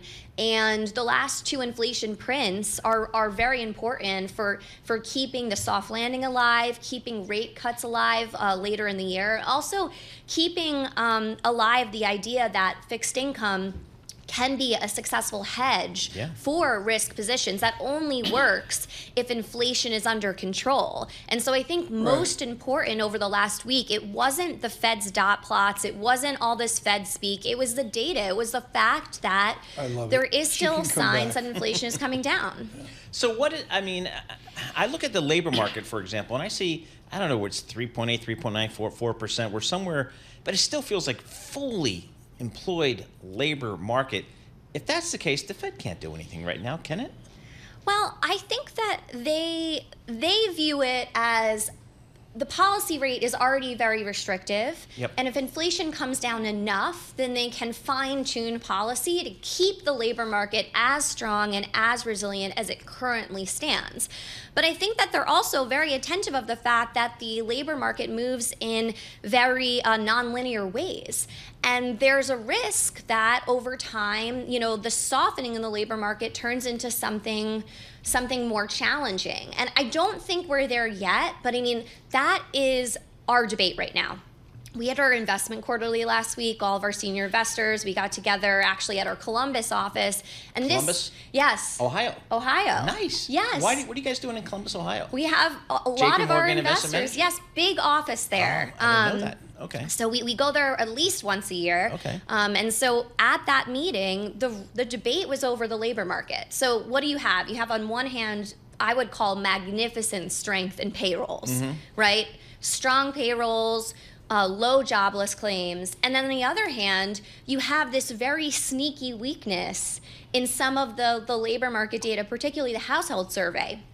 And, you know, this increase in the unemployment rate you've seen so far, 0.6%, we're right on the cusp right there. So I think you do need to be very attentive. And that's the other reason that's pushing the Fed towards this framework of hold or cut. So are you guys in the camp of maybe they should start cutting sooner rather than later, or can they wait? Well, I think they can wait. They're in a strong position as it stands today, but we do think that ultimately by September, they'll be able to cut. So September, good. I like that. Enjoy the summer. Yep. Enjoy the summer vacation. Collect your carry. We do think that you should be staying invested in Collect credit. your carry, Tom. Collect the carry, and look forward to when you get back from summer vacation, the Fed should have enough data to cut in September. Well, I you know, and it was wonderful for J.P. Morgan to join us during the Fed show. And I think Bob Michael and I agreed it was an absolutely surreal press conference. It was not so much what they wanted to say, but what they didn't want to say. What is the Fed silent about now as we go into all sorts of Fed speakers? I mean, they're silent about the fact that they can't predict the data any better than anyone else can. And ultimately, it's the data that's going to drive. Right now, I would suggest the data is an immigration overlay on some unthinkable, unfathomable technology overlay we really don't understand. Yeah, and I think that's why they're being cautious. But I think the dissonance that we heard between the CPI data that morning and then the press conference later that afternoon was the fact that, you know, Chair Powell has his own view. I think he's probably one of the two dots, like so 2 cuts this year, so not in the median at this point. But he, when he speaks at his press conference, is representing the full group. You know, he's representing the consensus when he speaks. And so he had to, in a sense, try to explain what was the shift in the median dots, even though his dot may have still been 2 cuts. Is it true, J.P. Morgan, that you hold your Columbus, Ohio soiree at the Little Bar right by the stadium? That would be good. We're actually over in the Polaris area, so not in downtown Columbus. You're not on the bar strip there at Ohio State. But Tom, have you seen the new building on Park Avenue? It's like really just almost, I think it's almost done, but you could say it's another year, Oh, right? no, it's got to be, 2 more years? I think it's going to be another year, maybe next summer is the goal. Yeah. Have you picked out your curtains? Yeah. I mean, they're getting a corner office for Kelsey. Well, Michael gets a corner office. I don't know. He gets a bullpen. We'll stick him in a bullpen. Yeah. Yeah. So, I mean, it's just going to be awesome. Well, it's really important. It's about the vitality of New York City, and you've got not only the commitment of J.P. Morgan on Park Avenue, but Mr. Griffin of Citadel's decided to erect something on Park Avenue. I'm going to call that 2030. Probably. And I think there's even a third project now. I can't. There's I look out and there's like cranes. It's like, is it like Dubai? No, it's not like Dubai. But it's like, it's also, but it's like happening. Realization, how much can you do in South Florida? I mean, it's nice to have an outpost there. But are you going to base everything in South Florida? Can we make some news today? Is J.P. Morgan fixed income moving to Florida? They're probably going to Columbus before they fixed income goes They'll move to Columbus. Exactly. Lucky you. Kelsey Barrow, thank you so much to J.P. Morgan. An update there on the mysteries, and I mean mysteries, going forward as well. Paul, I look at dollar resiliency, and of course some of this is off the geopolitics, particularly of Europe. I read avidly the news flow on the English election, the United Kingdom election, I should say, and also the craziness in France right now of 2 elections. No, you're exactly right, Tom. When you think about the meeting we had last week of the folks of the G7, and you think about that, the photo Is that op uncomfortable? Boy, Oh I mean, my you God. think you look at half the people on that stage are, you know, they're fighting for their political lives in their local country, and what can they get done as an international body? Rounded up, dollar renminbi 7.26. We're not there yet, but we're getting there closely. Some real interesting movements in the world of Damian Sassower as well. Let me editorialize. Paul's going to tell you about it. David Rosenberg is beyond fired up. There's no other way to put it. He is correct on a disinflationary trend. From New York City on a Monday, Bloomberg Surveillance. Good morning.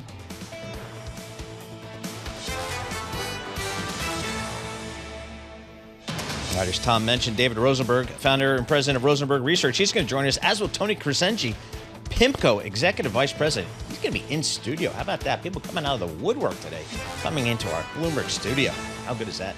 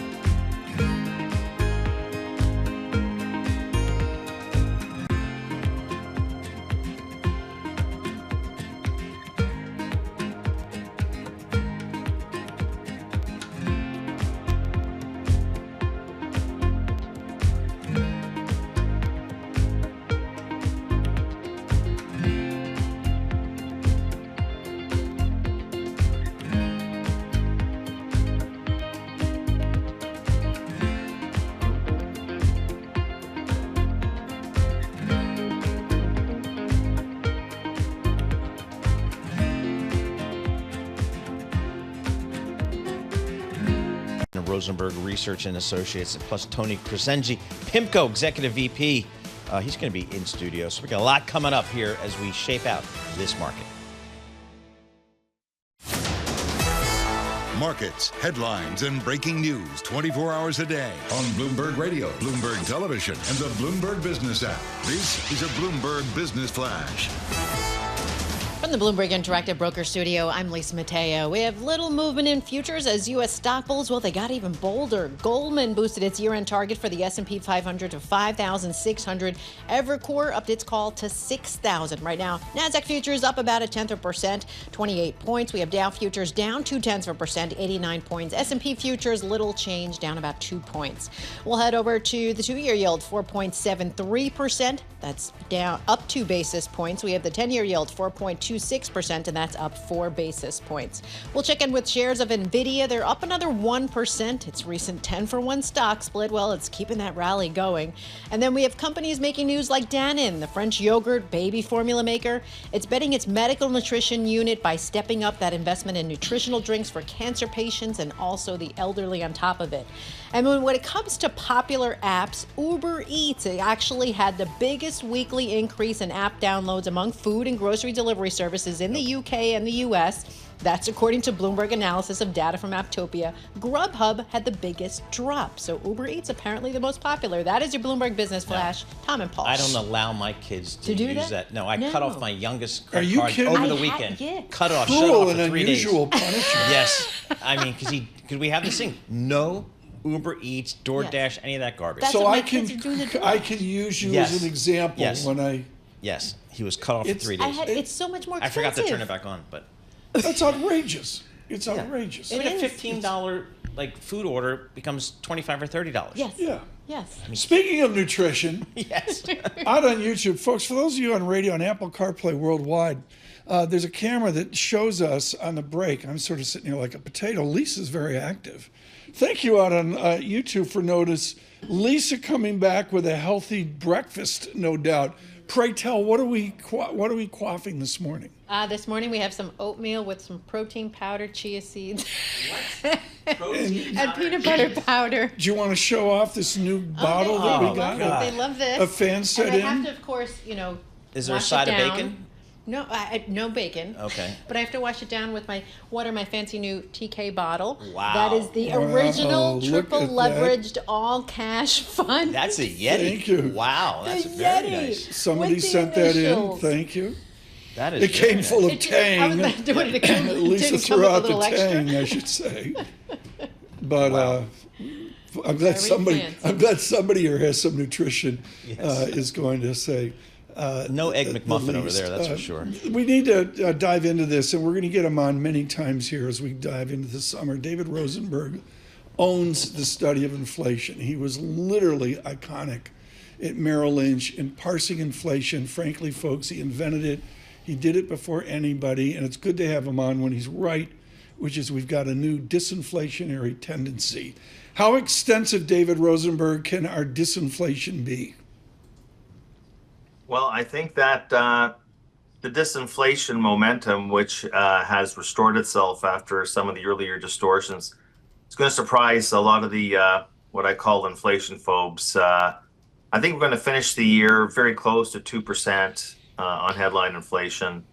And the way I'm seeing the aggregate supply, aggregate demand curves behaving, I think we're going to get down towards 1.5% by the end of next year. Wow. So, David, what drives that inflation down? Because if you talk to the folks on the street, they're saying, boy, my supermarket and the gas station, I'm just not seeing it. What's going to be taking us down that route? Well, I think the problem is that people tend to conflate prices with inflation, and inflation is not the price level. It's call it the year-over-year percent change in the price level. I mean, look at Paul Volcker, in the Hall of Fame of central bankers for being the greatest inflation dragon slayer of all time. But, nobody calls him the CPI dragon slayer. Prices never went down under Volcker. In fact, the CPI in a 7-year tenure went up 40%. What he's renowned for was taking the inflation rate down from 14% down to 4%. So yes, prices are high, undeniably, but the rate of change is dissipating. We had a couple of earlier quirks. Let's face it, a lot of it was auto insurance. In response to the lagged run up in claims, that seems to have run its course. The rental measures are taking their time subsiding, but we know that that's staring us in the face. My analysis is just strictly top down. It's really looking at where's the output gap today, and then what's your forecast on how the aggregate demand and aggregate supply curves are moving. But then, David, what is this Fed going to do? You are a great student of the history of our central bank. And there's this absolute delusion I see that the Fed can get out front. Don't they, by definition, have to be dramatically ex post and wait for the Rosenberg disinflation? Well, I don't think that they have to wait. I think that the Fed is still somewhat shamed for having missed 9% inflation in the summer of 2022. And leaning so hard on transitory, although 18 months in real time doesn't sound transitory, but in the overall annals of economic history, 18 months is still pretty transitory. But they still seem to be fighting for their credibility. When they talk about that they need more confidence, just saying that they need more months or many more months of the disinflation trend that really dominated most of last year. So I think that part of it is just basically the horrible memory of what happened in 2021, 2022, and blowing the call. And that's one of the reasons I think that they're going to be deliberately slow to start cutting interest rates. But I think when they do, they're going to be pretty significant. Are they deliberately slow, David, or are they already behind the curve in terms of not cutting rates? Well, look, the yield curves told them they've been behind the curve for at least a year. I think that what got in the way last year was the boost to aggregate demand from the fiscal stimulus. Not many people thought the deficit was going to expand 25% in a year when the unemployment rate was south of 4%.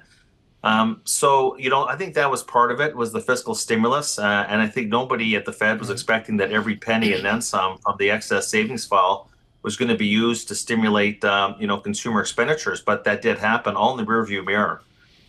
So I think that, that are they behind the curve? I think they're behind the curve. I think that people will be surprised at how soft the demand side of the economy, well, as it was in the first quarter, but going forward. But also, I think that the confidence the Fed needs on the inflation front is going to come. I think they'll be cutting by the September meeting. David Rosenberg with us, Rosenberg Research, Toronto. We continue. Paul Krugman, the laureate, publishing in the recent hours, and he agrees with Rosenberg. Headline, ex-shelter 2.1%, core inflation, ex-shelter sub 2%, 1.9%. What does the stock market do, David Rosenberg, given a disinflation? I understand there's an ambiguity there. Which way does it tilt?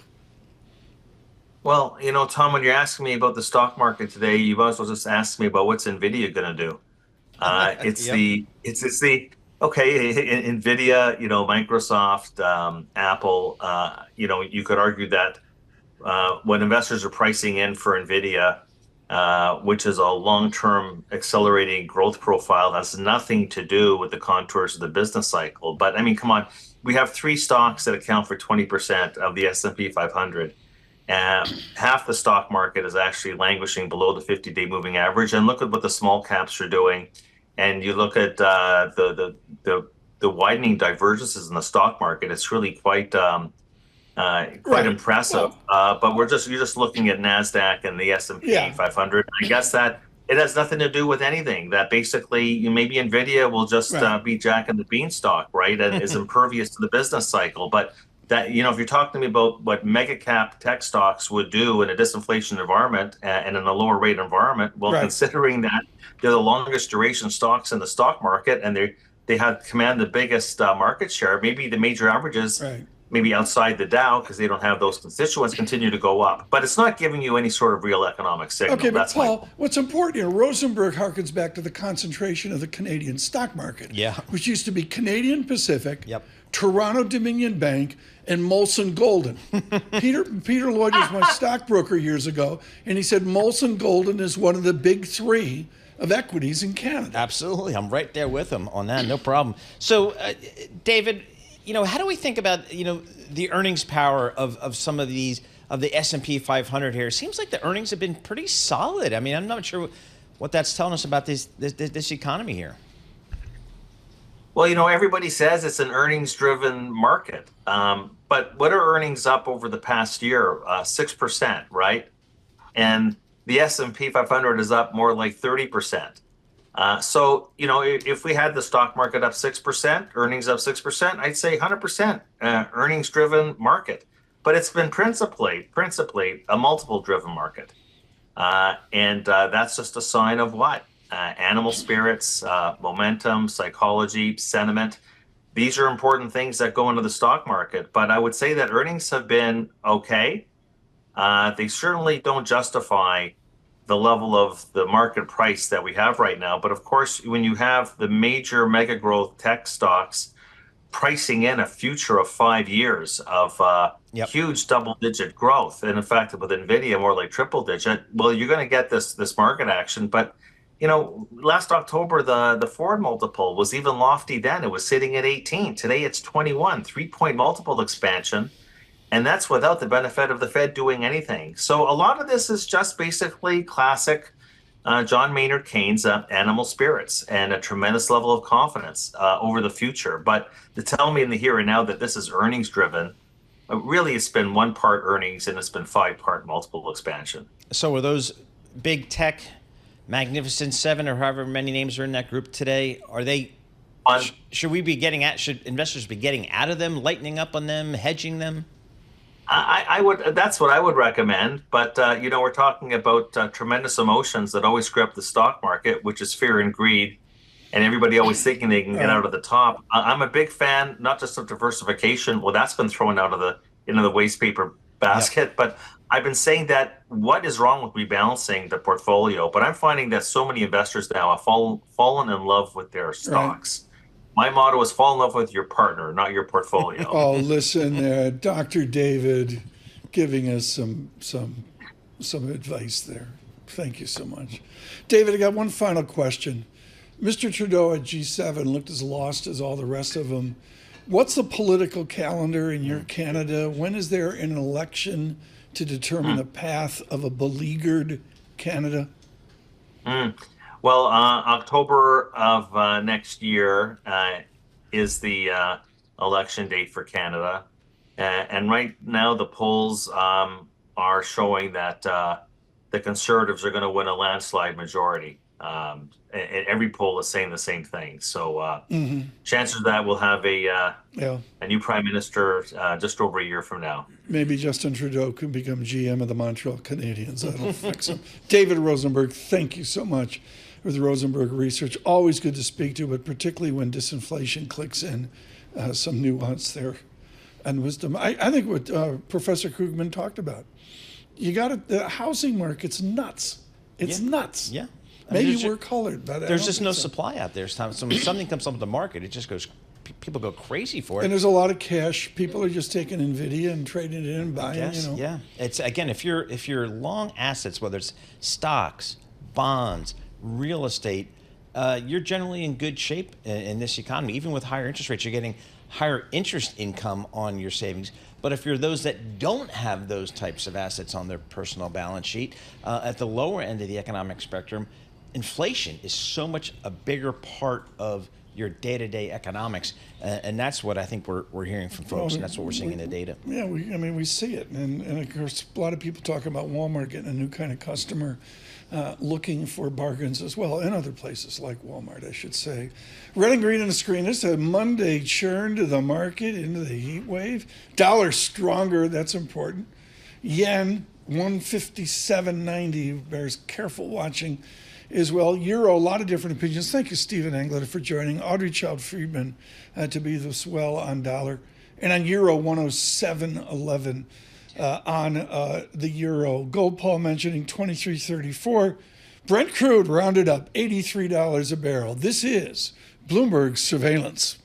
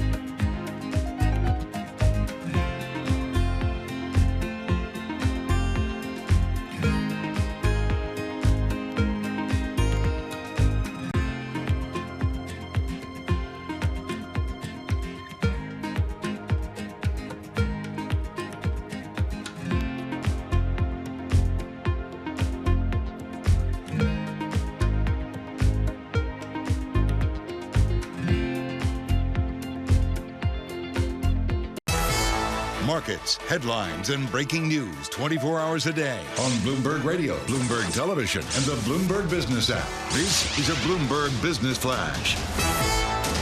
From the Bloomberg Interactive Broker Studio, I'm Lisa Mateo. We have NASDAQ futures up about 0.1%, 21 points at 19,966. Dow future down 0.2%, 89 points at 38,918. S&P futures little change, down 4 points at 5,498.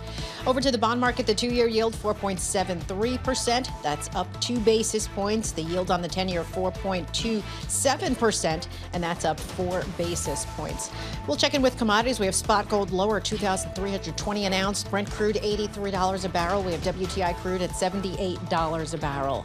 And the AI boom continues to fuel Broadcom. Their shares up more than 3% after announcing it plans to execute a 10-for-1 stock split. Then you have software maker MicroStrategy. Their shares, well, they're down nearly 1%. It increased its convertible note offering by 40% to $700 million, and that was a day after it announced it plans to use those proceeds raised to buy more Bitcoin. That is your Bloomberg Business Flash. Tom and Paul. Lisa Mateo, thanks so much. It's going to be a joy. We're going to get right to it. David Rosenberg, and then you go into Anthony Crescenzi. Not bad. Rosenberg's the only one that ever read Crescenzi's book. I mean, that's why we had him on back to back. How many pages was Stigham's? Not enough. Not as much 1,200 as pages? War and Peace, and not as much as a Fabozzi book. Yeah. Well, Fabozzi's Fabozzi. I mean, did he gets a pass. A webcast with Fabozzi last year, and it was what was that like? Wonderful. It was such a great honor. I've known about him for 40 years, and I was surprised to hear that he sounds a little like me with a New York accent. He sent me he sent me the most wonderful, kindest note once. I have it framed. Gentle creature, great he mind. sent me a lovely note. He said, "You have no idea what you're talking about, but keep doing it." Good morning, Mr. Fabozzi. And yes, I read it. Oh, it's great, folks. Inside baseball, there's 2 ways to model out the core equations of fixed income. And on an integral calculus basis, there's 2 different forms of math. Fabozzi uses the old style form from way back versus the new. And for kids, it's tough. Yeah, I mean, like, how does someone understand? How does a person understand where a U.S. 10-year yield should be? We typically, the simple way back of the envelope is to break it down into 3 components. Is that working now? We think it is. Think about it. And I'll go through it very quickly. Inflation. Every investor wants some compensation for inflation rising, or else you could invest in real estate, as you were talking about before the break. 2.5%. Use 2.5-ish for that. The Fed targets 2. It may not get there, so 2.5 is pretty reasonable. 3 is unreasonable because the Fed has every bit of power to bring the inflation rate down. Secondly, add in what they call the term premium. When you step out many years in maturity, you want some compensation for the risks that you have in going out that far. So typically that's about a percentage point. So let's use 0 to 1, though, because it's been negative for a little while. And finally, there's something else called the neutral rate. Where does the Fed think its policy rate is neutral? PIMCO thinks it's 0 to 1 over that inflation rate. So let's add the 3 together. We had 2 components that are 0 to 1, and one that's 2.5. That's 2.5, 4.5% for a prospective range. Now, you could easily argue that perhaps some of these are biased upward in the 2020s. It's not like the 2010s, which is the wrong analog for thinking about inflation and interest rates. So perhaps it's a little higher, but it does show that today with the 10-year 4.25, with that prospective range 2.5, 4.5, seems pretty reasonable. Now, final word, Tom and Paul, is if you think that the inflation rate should be higher in this equation, you're betting against the Fed. And the adage is, of course, don't fight the Fed. Today, an investor should believe in its eventual success. And that means accepting that today's yields probably are attractive. Okay, we got to make some news. Is the 10-year going to go under 4%? The 10-year is highly likely to go below 4% in the next several years, and therefore below where the interest rate forwards are. And all fixed income strategy centers around beating the forward interest rate. Take that as a given.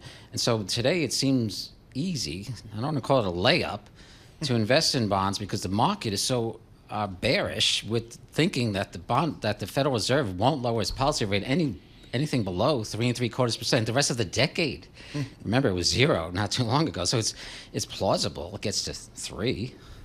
So, just looking at the data, what do you think our Federal Reserve should do for the remainder of this year? The Federal Reserve should keep doing what it's doing. In 1994, I called it tough love. The Fed's delivering medicine. 1994, because the interest rate on the 10-year was 8%, because the bond market was thinking like the 70s and 80s, because it wasn't that far in the background, that the inflation rate would accelerate when growth did.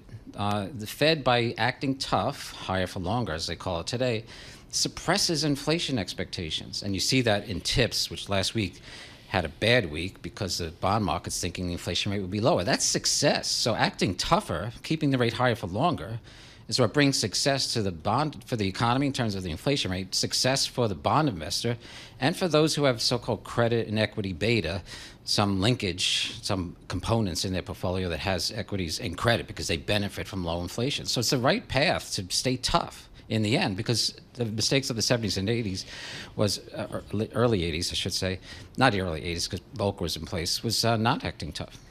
So, I mean, do I just sit with my 2-year treasury close to, 4.75%?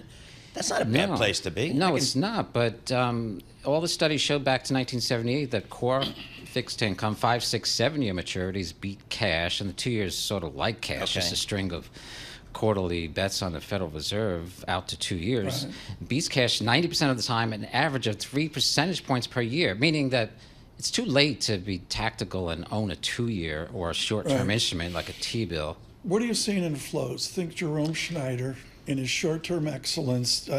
Year-to-date, he's in the 86th percentile. That's rock star numbers. 5-year track record, 81 percentile. Really solid. But what are people doing? Sweeney's kids are in that fund. Yep. But what is everybody else doing? Me too. And I have some of that sprinkled in with core fixed income. And Jerome, one of my idols at PIMCO, the king of the money market with the vast complex he manages. He doesn't take the 2-hour lunch you take. I mean, He that's doesn't. why. And he still wears, like me, Tom, a tie, and you're wearing your bow tie. Yep. It's a rarity these days. It I'm is. still shopping for them in Sicily, etc. So we would say the flows look excellent, but there's more to come because investors still, as I know as I travel around the world to see clients, still a little hesitant, even though the Bloomberg aggregate, which is basically the core fixed income, has a gain of over 4% now, I think, for that particular index in the past year. And it looks like the prospects are good. Now, remember one final rule of thumb. The starting yield is the major determinant of future returns. On a 5-year rolling basis, that Bloomberg aggregate, if the yield today is 5%, and it roughly is, that's the return you're likely to get the next 5 years. And that looks pretty good relative to where the inflation rate's highly likely to get to because the Federal Reserve is determined to get it there in the 2s. Do I take any credit risk in this market? We'd be careful about the extent to which you take credit risk and where you get your credit risks. You don't need to take a lot of risk these days to have high yields. In that Bloomberg aggregate, it's 40% treasuries, 25% mortgages near AAA. So simply be extremely careful and diversify your sources of credit, including asset-backed securities. We purchasing, for example, credit card-backed, automobile loan-backed securities, short maturities, 1, 2, 3 years, 6% type yield. There's a heat wave coming. There's a heat wave coming. Staten Island's like dangerous. You know, Tony Crescenzi's Staten Island. You don't want to swim around there. Well, I put a pool in last year. Did you go? Yes. It's only 5 feet because anything above my height, near 6 feet, I can't swim in. Just smile. Lisa will come over this weekend like she came over to Paul's this weekend. I was wearing my snorkel in the backyard. Did you swim, when you were a kid, did you swim at Faber Park? It's a 4-foot round pool in the backyard. That's why I can't swim. This is a concrete jungle, so I don't know how to swim at all. I can't swim from one end of the pool to the other. When you were a kid, you didn't go to Faber Park or the Lions Pool? Staten Island, we didn't have buses that went there. Staten Island, the pride. You got a pool in your backyard. We do, but yesterday I was wearing my snorkel gear just in a 5-foot pool. I mean, Tom, undergraduate degree, City University of New York, St. John's at MBA, you can't get the guy out of the city. No, you can't. 8 years in Newport Beach. 8 years. And but that was never probably touched the the longest water. 8 years of your life, Stayed right? away, loved it there. West Coast can be the best coast. April to October, the weather's wonderful. No rain. 2 but inches you work total. from home in Staten Island with your floaties on in your Literally. pool? It's kind of embarrassing. There's some photos on the internet. Isaac's probably listening to this. Tony Crescenzi, thank you Thanks, so great to much. see you, There is a heat wave. It's out there. It's serious. It's about tomorrow. I don't think it's right now. There isn't a heat wave now. No, late couple days. But you got to get out front. There's only one song. Ronstadt. Exactly. She was rolling in the 70s. Linda Ronstadt, the heat wave, it's coming. Be smart. Be cool.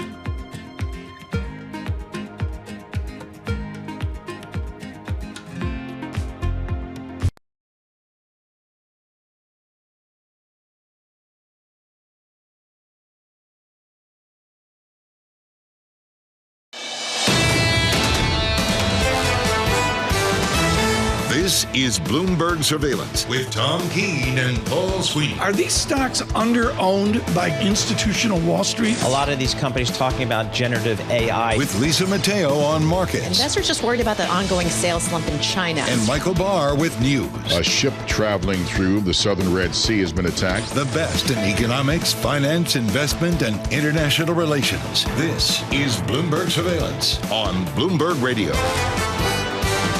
Good morning, everyone. Tom Keene, Paul Sweeney, Michael Barr, Lisa Mateo with us as well. Getting started on a Monday. Certain level of summer there, and of course the heat wave coming and all that across much of the eastern and up into New England, United States as well. But there's a lot of different stories. We've barely touched on the geopolitics, and particularly England and France exploding. And first thing I looked at, the France yield is compared to Germany, the France-German spread, and it's up wider today, showing more tension. Yeah, exactly. So we're seeing increased risk there across Europe. And it was just, again, we saw the G7 last week. It was perfect timing, it seems like, for a lot of these leaders who aren't really sure of their home economics, but that's playing out in the marketplace. And, of course, the debate, David Gura will be providing us with wisdom on a presidential debate as well. I think he's stopping by this week. I hope so. I think so. Yeah. As well. Huge. Thank you out on YouTube. Of course, subscribe and search Bloomberg Podcasts out on YouTube. The live chat just on fire this morning. Paul, you got to love it. This guy's listening in Maui. Why aren't we in Maui? Yeah, why aren't we in Maui? Maui. Tell Mr. Cosenzi if he owns a pool, he has an obligation to learn how to swim. We go to surveillance swim correspondent, Lisa Mateo. I mean, Lisa, I was level 2 Red Cross. Okay. I got the front glide to click, and I did sort of a Fako backstroke, but the floaties got in the way. You were rocking level 10, front crawl, back crawl, elementary back, breaststroke, and side stroke. Yes. I mean, you killed it, right? I did. I was a member of the dive team as well. I was a lifeguard. So, yeah. So do you, in Crescenzi's 4-foot pool in Staten Island, is he like floating around like, he's trying to got his little floaties on. Get your floaties on, and the boat's sinking. You've got to learn how to do this. Was that it? He's got to learn how to swim. One of the biggest bond players in the market. Swimming those little And pools. on Staten Island, an island surrounded by water. water. Surrounded by water. He Good doesn't point. know how to swim. Good point. Very good. We thank surveillance lifeguard Lisa Mateo for that wisdom this morning. I do seriously want to say, folks, you've got new dollar resiliency really crawling away from dollar weakness. The euro 107.16 and 106 there, revisited from last week, would be important. Our Bloomberg Business Flash. Lisa Mateo. You got it. Right now we have futures, little change this morning. This is ahead of a light week. We have the Juneteenth holiday on Wednesday. So we have NASDAQ futures, little change, up about 7 points at 19,953. Dow futures down 0.2%, 92 points, 38,911. S&P futures down 0.1% or 6 points at 5,496. On the economic calendar this week, retail sales tomorrow. That's followed by reports on industrial production, housing starts, and home resales. And then over to the bond market, we have the 2-year yield, 4.73%. That's up 2 basis points. The yield on the 10-year, 4.27%. That's up 4 basis points. Moving the markets, we still have Autodesk. It's a design software maker, up 4%. The Wall Street Journal reporting that activist investor Starboard Value, it's taken a $500 million stake in the company. And then as far as earnings, pretty light week. We have home builder Lennar reporting after the close today. Their shares, little change ahead of that report. We'll also hear from Lazy Boy today. And then looking further down the road, we have Kroger Thursday, CarMax on Friday. That is your Bloomberg Business Flash. Tom and Paul. Lisa, thanks so much. From the Interactive Brokers Studios, and thank you, Interactive Brokers, for your support. Paul, we're making jokes about the pool, but this is time for our annual conversation about cut and chiseled guys like you at the beach, and all of a sudden you're moving out to sea. That happened to you recently, right? Moving out? The riptide thing? Oh, yeah, sure. You got to be careful. What is that like? Describe that. Well, the riptides, at least in the Jersey Shore, they're real, and they just kind of take you out to sea. And so what the lifeguards tell you is don't fight it. Don't try to swim back in because you'll just exhaust yourself. So what do you do? You swim out to one of the sides. You get out of the rip current. You swim. Either you just lie on your back and let it take you out until it's done, then you swim back in, or you swim to the sides and get out of the riptide and then swim back in. So we had one of those, a little bit of a rescue yesterday at the Jersey Shore. Some folks got caught in that. And the water was cold. Lisa Mateo came to the Jersey Shore on Saturday, She brought She the brought coldest Nauset water. Beach. She brought the It was coldest water freezing. of like the last month. It was Yeah. beautiful until Lisa got Cape there. Cod's like that. Orleans. Nauset Beach she at brought Orleans Cape is Cod. like that. She You brought know. Cape Cod water. Everybody's it's July 28th and everybody's out of the water because it's 56 degrees. Why don't you get started with Jeff Kleintop with Charles Schwab? Yeah, he knows what's going on. Jeff Kleintop joins us, Tom. He's the Chief Global Investment Strategist at Charles Schwab. Jeff, as much as I try to avoid this whole thing, it is an election year, and I'm wondering, how are you suggesting to your Schwab clients that they navigate their investments, the markets, in an election year? The elections around the world have been probably the top risk we've been citing all year, from Taiwan's election at the start of the year. Of course, we had India, Mexico. We've got the election coming up in France, UK elections. Obviously, I think there's one in November too. I'm not too sure about that. But there's a lot going on. And the risk is that what we see is a shift towards more populism. And that's risk to trade and inflation. These are two things that are really important right now because 25% of the world's economies were in a recession last year, including the Eurozone and the UK. Economies very sensitive to manufacturing and trade, right? Germany is just one big automaker, right? Very sensitive to those things. And they're in recovery mode right now. So there's a risk to reversing some of those gains. If manufacturing exports look like they're not going to be happening because of all these trade barriers going up around the world, or that inflation is going to be rising again on widespread tariffs, those are all risks to the market, the top risks to the market this year. So I'm really focused on that, even though we are still in the camp that we do expect to see a broadening recovery in the manufacturing sector in the second half of the year. So, Jeff, again, election year, so we're going to hear a lot about budgets and budget deficits and deficits as a percentage of GDP. To be honest with you, I've been doing this a long time, and I've heard this every year, but nobody seems to care. Is there going to come a time when people will care, markets will care? Well, suddenly they care in France. It's when you take a look at what's happened there with regard to this election prospects and the concerns that the National Rally Party is simply going to blow out the budget with some of their spending plans, everything from cutting the VAT tax to taking a look at some additional spending, maybe even some taxes. There's a lot of expensive proposals there, and of course the concern is that it would already budget deficit to something even wider than that. It's something like maybe Le Penomics is going to look a bit like Trussonomics, if you recall UK Prime Minister Liz Truss's unfunded spending plans. So it did start to matter in France, and I think we might see it begin to matter as we look around the world, getting closer to some of these other elections that markets push back out there. A little bit of audio problems. We're going to try one more question with Jeff Kleintop this morning. Jeff, a good 10 years ago, the market stopped for market evolution, how to profit in today's changing financial markets. And you made real clear dividends matter. It was really quite something when you said that years ago. Is that what we're seeing now? We're back to old school dividends, dividend growth, free cash flow, and 10-to-1 stock splits? I am a big fan of this. I think if you take a look at the environment that we're in now, it's the market is rewarding factors like low price to cash flow, meaning companies that have a lot of cash flow and are able to return that to shareholders are performing the best and have been since the bear market low back in October of 2022. And one market I can point to that really stands out is Japan. Companies there have been hoarding cash for a long time. They're now starting to return them to shareholders in terms of dividends and share buybacks, in partly because they've been mandated to do so by the Tokyo Stock Exchange. But that's really been a big plus for the Japan stock market. If they could just get the yen to stabilize, we'd really see some strong outperformance there. Jeffrey Kleintop, Charles Schwab, thank you so much. And look for a redo of market evolution. That would be valuable. Red and green on the screen. Paul, the market this morning has just been like a rock churning. And it's just waiting. You were right. I missed it. Retail sales tomorrow. Yeah, so we'll get a good view on the consumer, Tom. Yeah, we've heard from some of the retail companies that reported a couple of weeks ago that the numbers were coming in okay, but they remain cautious here. A lot of folks out there are really still feeling the impacts of inflation. So you should see the pool in his backyard. With our news in New York City, Michael Barr. Thank you very much, Tom, Paul, Lisa. Former President Donald Trump will meet today with House Speaker Mike Johnson at his Mar-a-Lago resort. Terry Haynes, Pangea policy founder, says Trump has to deal with some issues.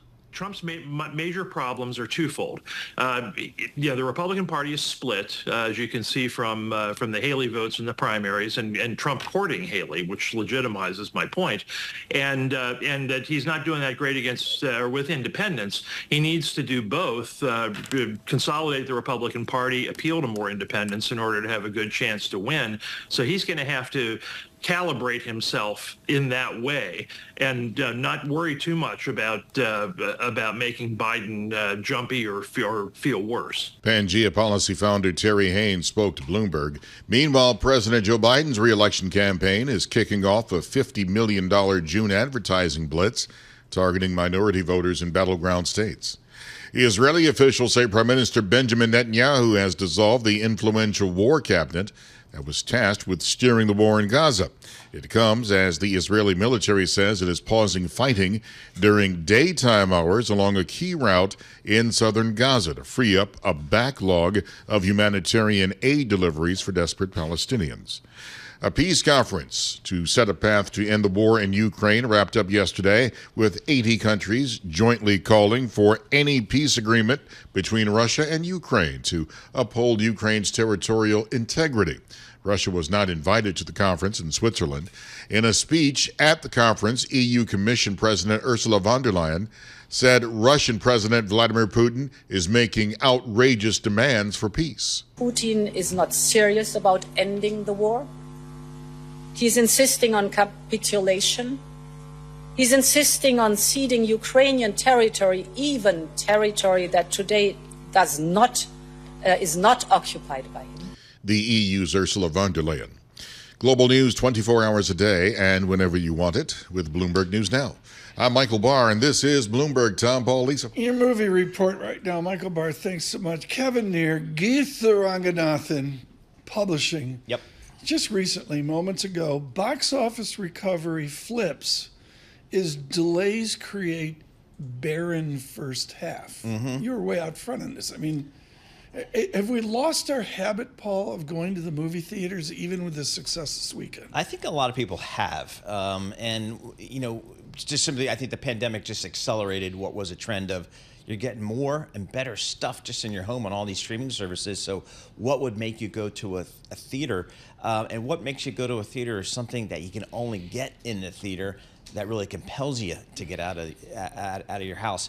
And so that's kind of where Hollywood is right now. They're trying to keep the really good stuff, the big tentpole stuff, in the theaters first, and then coming to your streaming services. But the movies still cost $100 million. I mean, the big ones, right? They certainly do. They're still spending the same amount of money. Yeah, and so when you're in the movie business, Tom, it's all about the windows.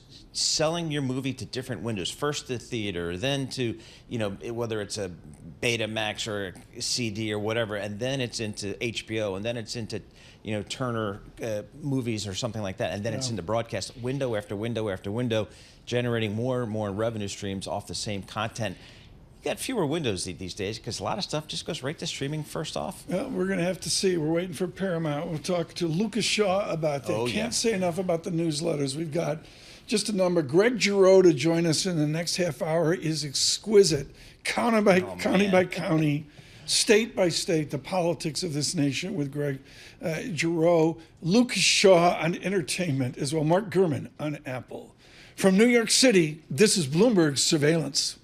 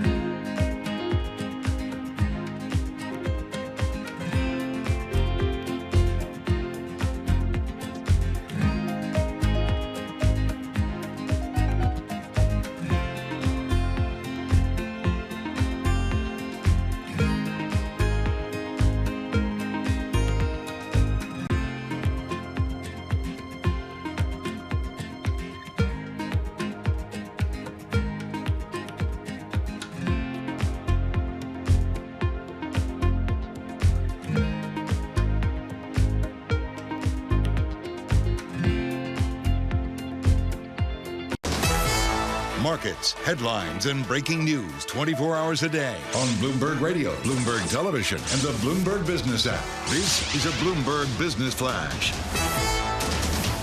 In the Bloomberg Interactive Broker Studio, I'm Lisa Mateo. We've got red and green on the screen with Dow futures leading the losses down 0.2%, 93 points. We have S&P futures down 0.1%, and we have Nasdaq futures. They're a little changed, up about 5 points. Over to the bond market, we have the 2-year yield 4.73%. That's up 2 basis points. The yield on the 10-year 4.27%, and that's up 5 basis points. Shares of American Airlines down 0.5%. The carrier, its flight attendants union, they're planning another bargaining session. Takes place tomorrow. And then over to Tesla. Sources saying it's been granted approval to test its advanced driver assistance system on some streets in Shanghai. Their shares down about 0.5% because there's also that report from Electric that says Cybertruck deliveries have been delayed. And since we're talking EVs, Bloomberg reporting a $25,000 EV in the U.S. is not far off. The most affordable EV now is the electric version of the Chevy Equinox. When you consider tax credits, base model, it's going to run you about $28,000. We're getting there. That is your Bloomberg Business Flash. Tom and Paul. Lisa, thanks so much. Best Father's Day wasn't mine. Dogs hugged me. Kids wouldn't talk to me. Vet bill saved it. Kennel fee, too. Lots of love. Bennett was around. Bennett's dad had the best holiday. Okay. Yeah, Father's Day was great. Good. First one, kid behaved. No teething. I explained to them it's all downhill from here. Exactly. Father's Day when they're 50s. Yeah, whatever. Yep.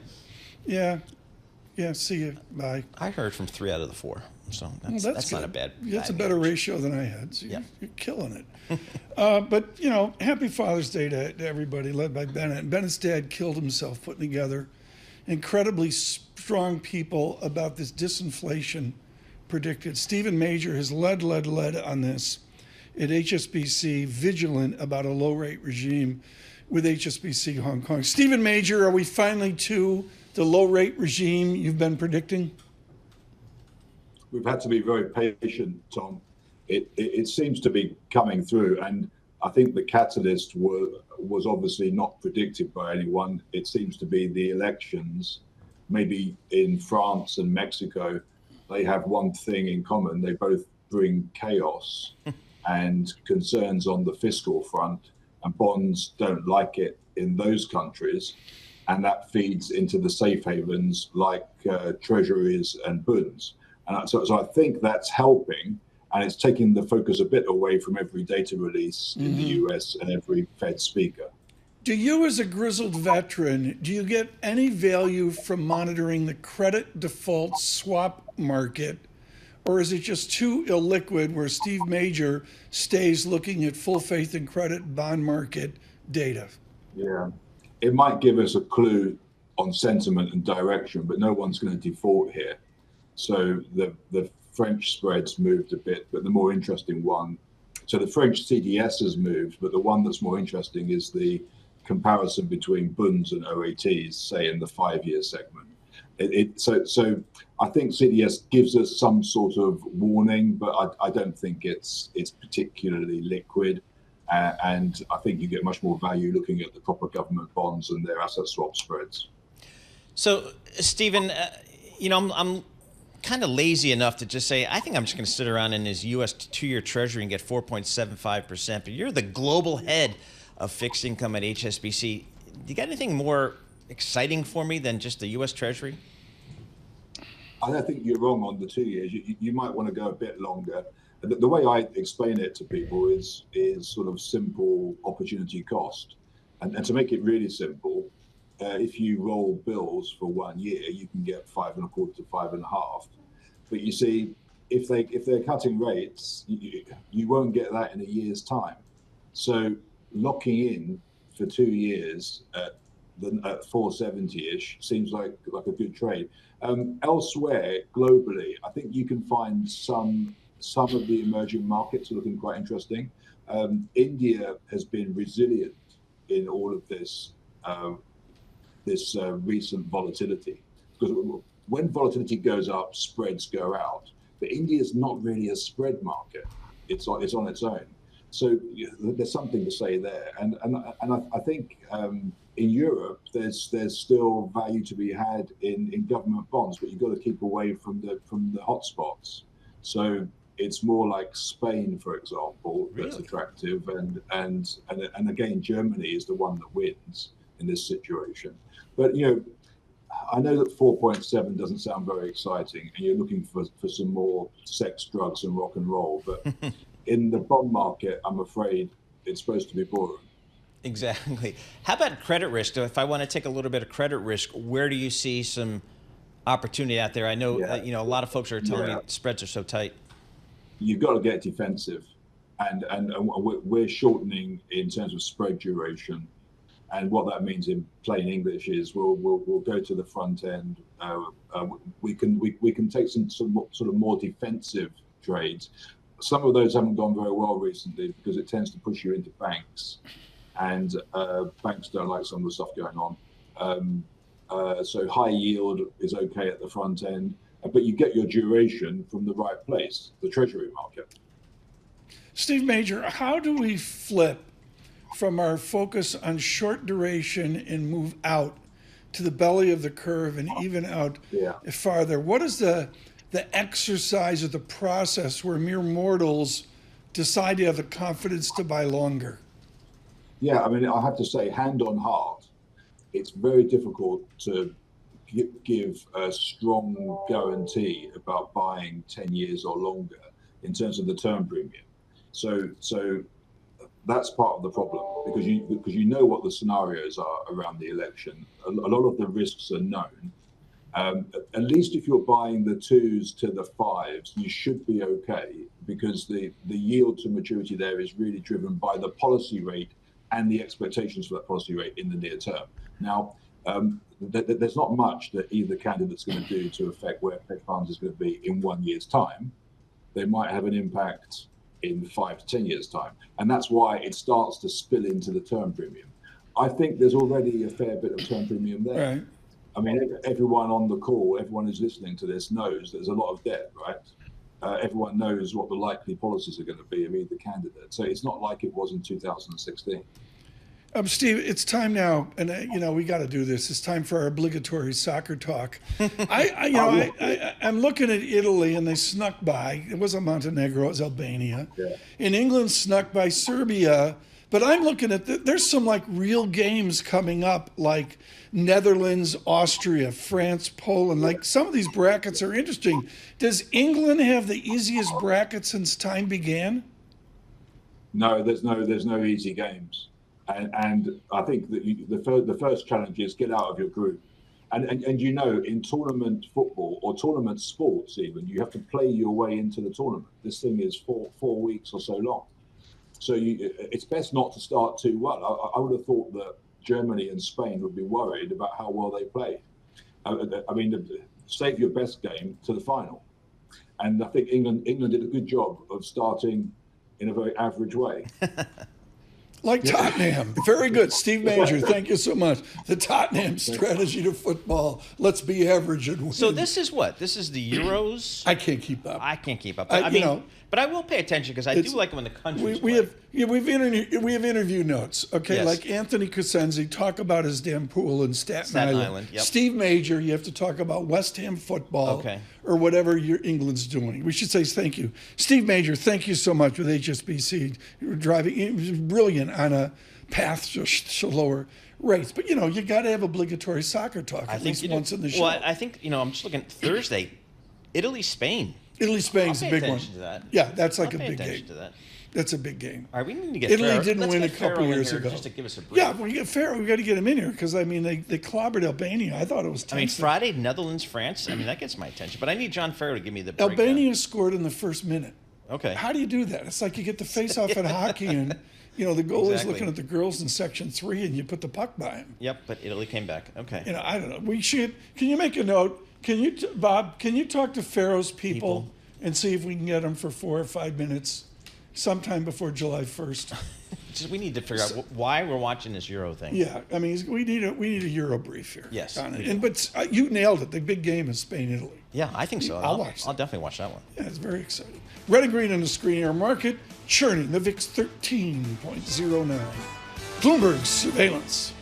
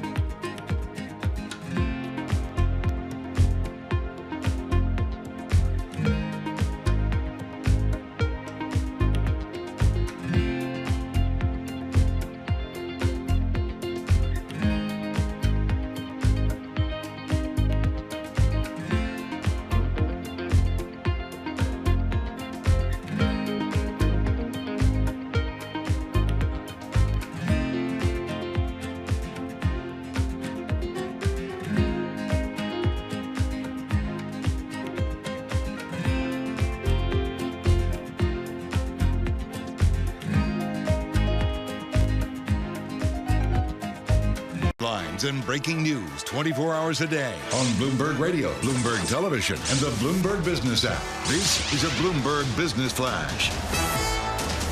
From the Bloomberg Interactive Broker Studio, I'm Lisa Mateo alongside Tom Keene and Paul Sweeney with your opening bell report. How are the markets going to kick things off? We have a shortened trading week as far as economic data. Retail sales not out till tomorrow.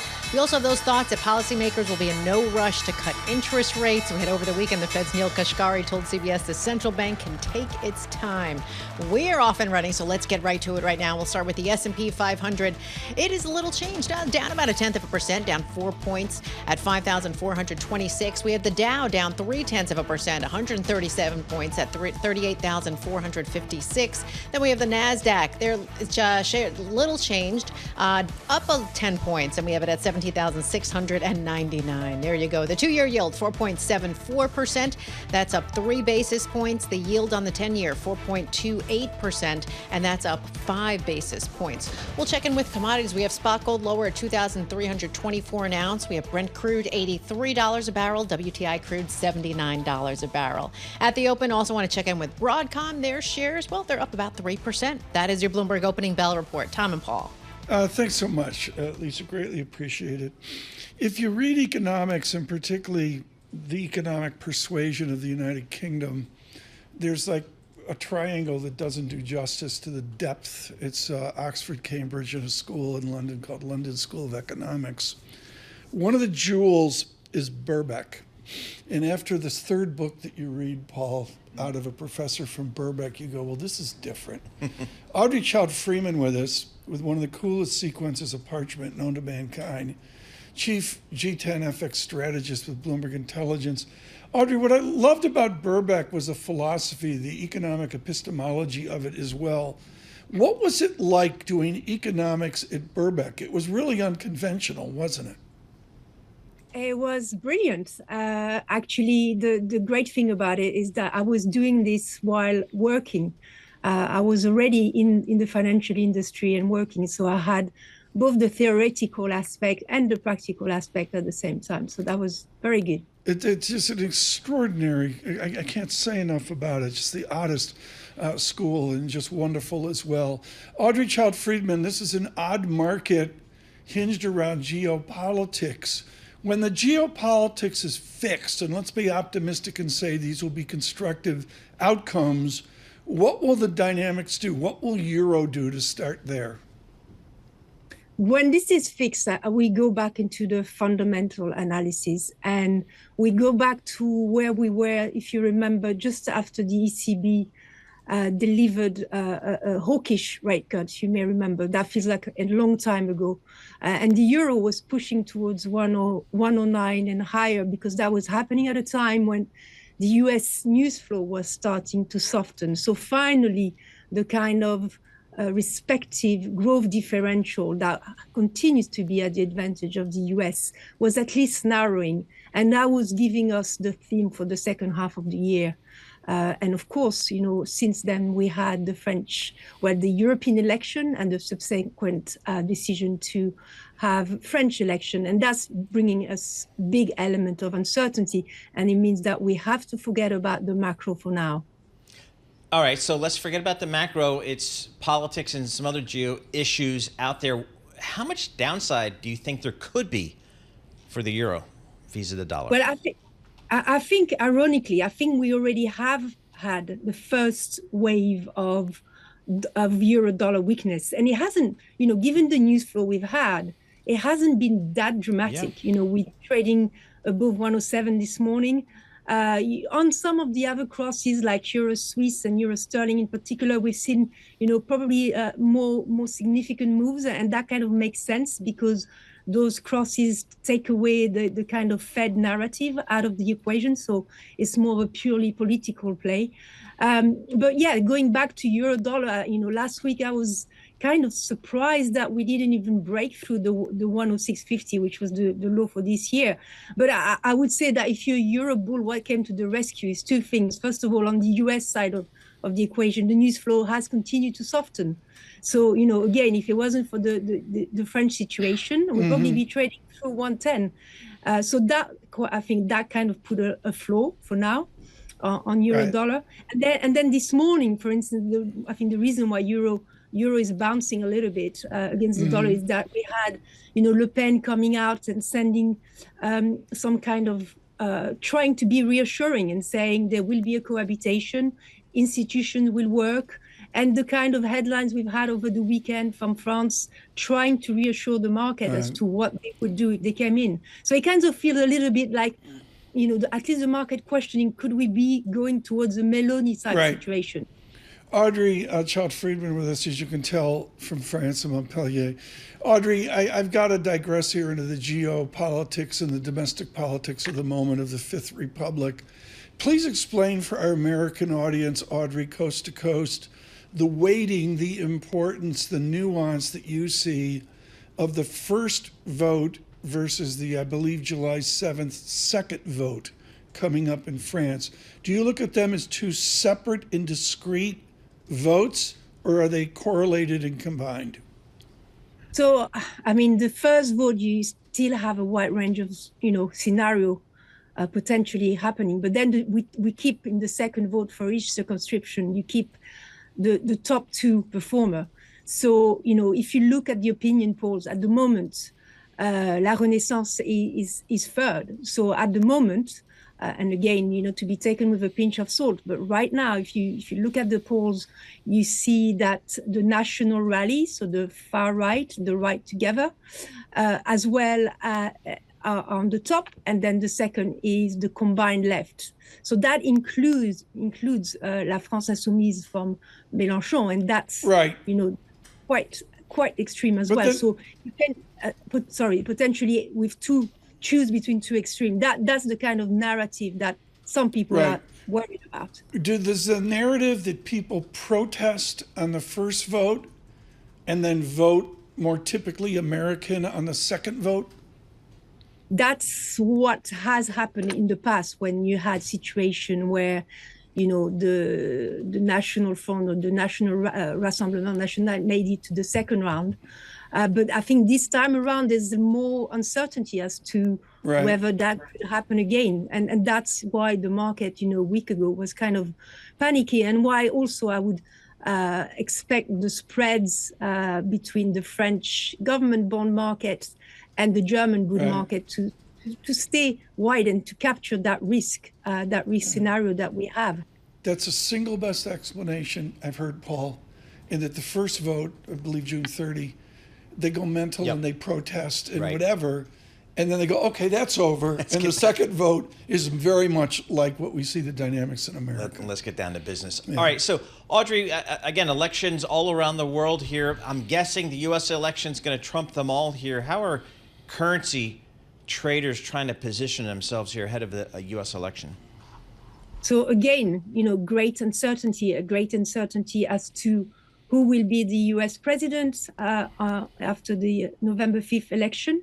And then even if you take the scenario, let's focus on a potential Trump presidency, second Trump presidency, there's uncertainty as to whether, it's bullish for the dollar or bearish for the dollar. Like not so long ago, we were all kind of jumping into the conclusion that, if we see an increase in tariff, the U.S. economy is better, is more insulated, and it's more closed economy than Europe or China. So, it is dollar bullish from a short-term cyclical perspective. But then, you heard some comments about, Fed independence and trying to influence the Fed as to how much rate cuts we should see next year.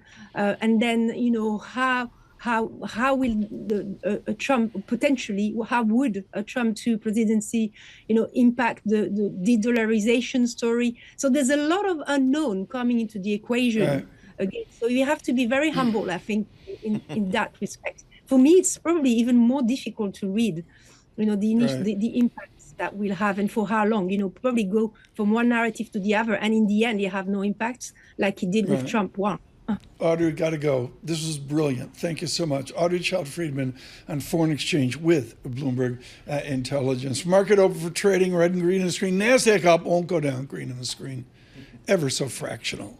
with our news in New York City. Here's Michael Barr. Thank you very much, Tom. Paul, Lisa. Israel announced a tactical pause and the reopening of the Kerem Shalom crossing for humanitarian aid into Gaza.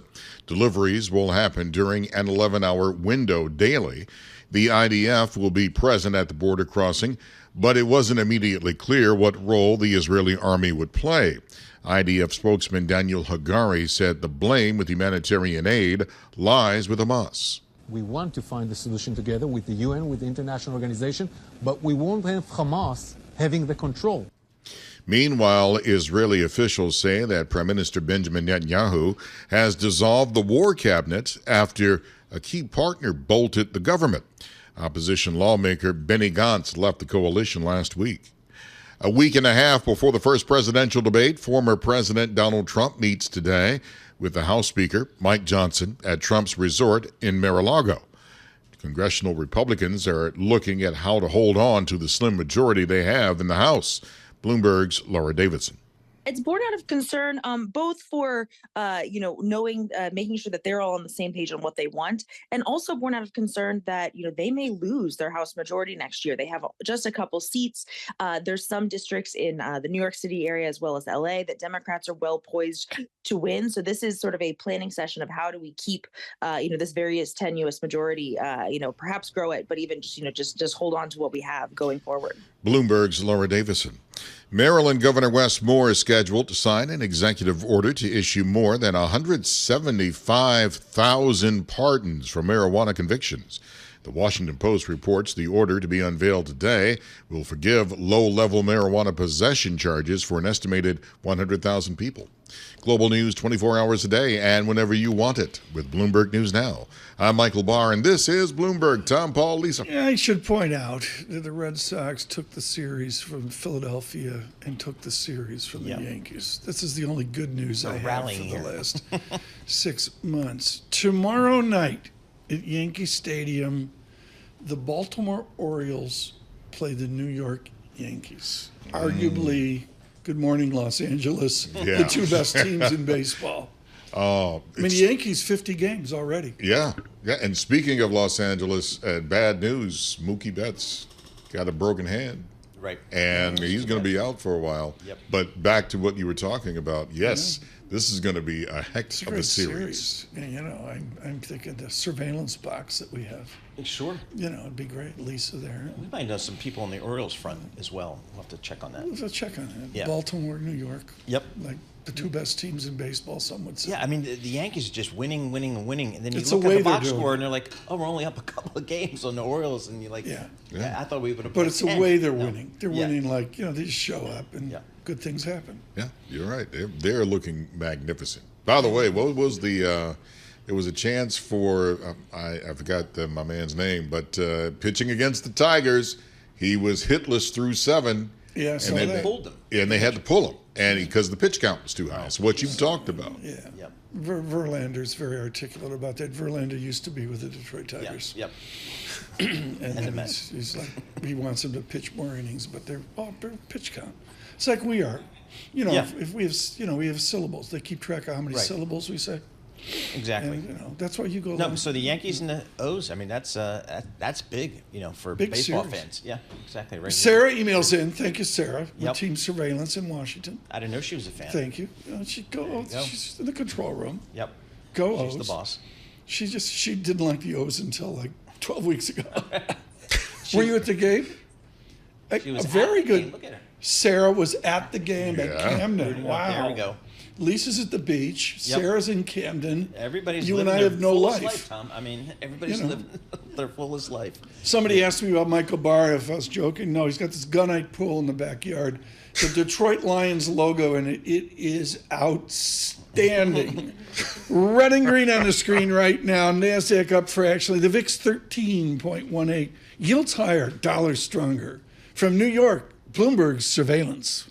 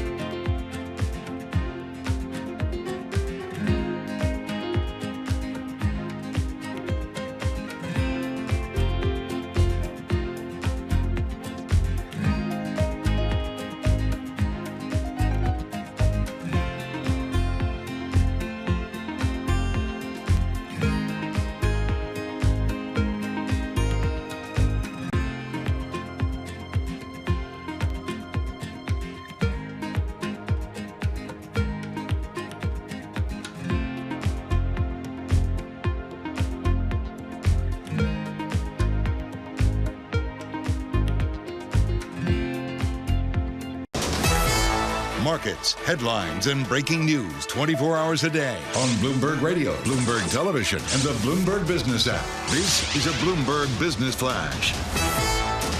From the Bloomberg Interactive Broker Studio, I'm Lisa Mateo. We've got red on the screen right now. Dow leading the losses down about 0.1%, but we have the NASDAQ and S&P 500 are little changed. The 2-year yield, 4.75%. That's up 4 basis points. The yield on the 10-year, 4.29%.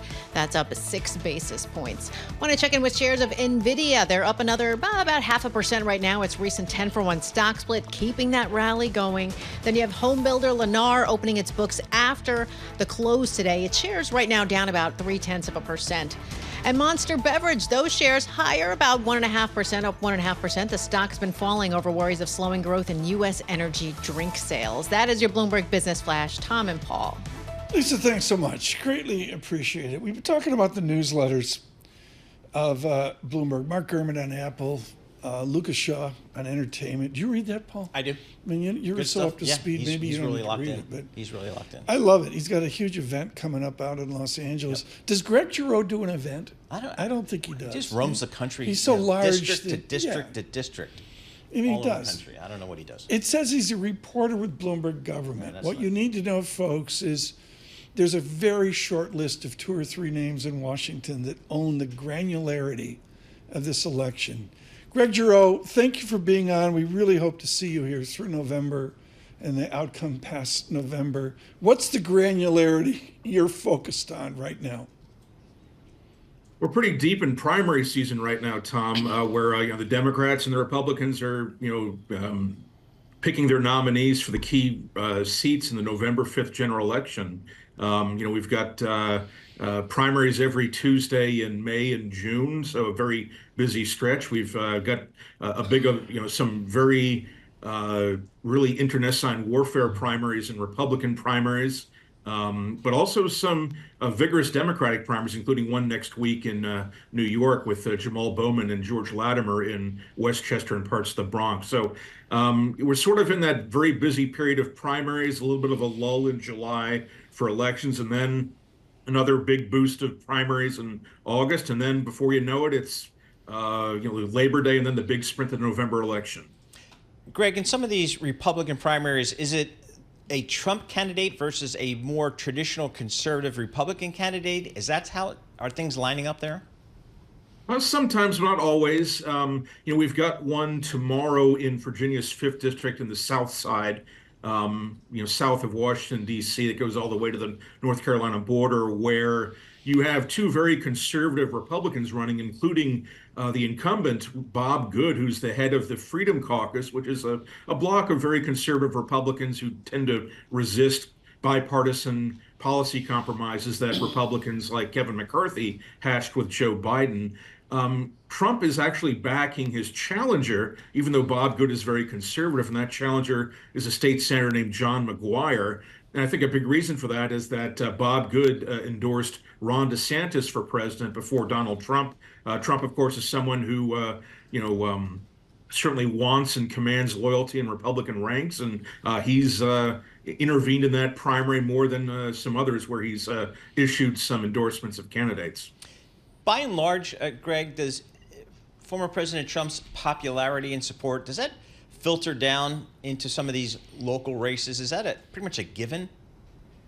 Yeah, I mean, no one dominates, I think, a Republican primary electorate like Trump. He doesn't have a perfect record of endorsements in Republican primaries, but where he tends to intervene pretty heavily, including this Virginia primary, he tends to win. And, candidates who they certainly seek out his endorsements, and he still has a very high approval rating within the Republican rank and file, and that just buys a lot of media attention and support for candidates who have his imprimatur.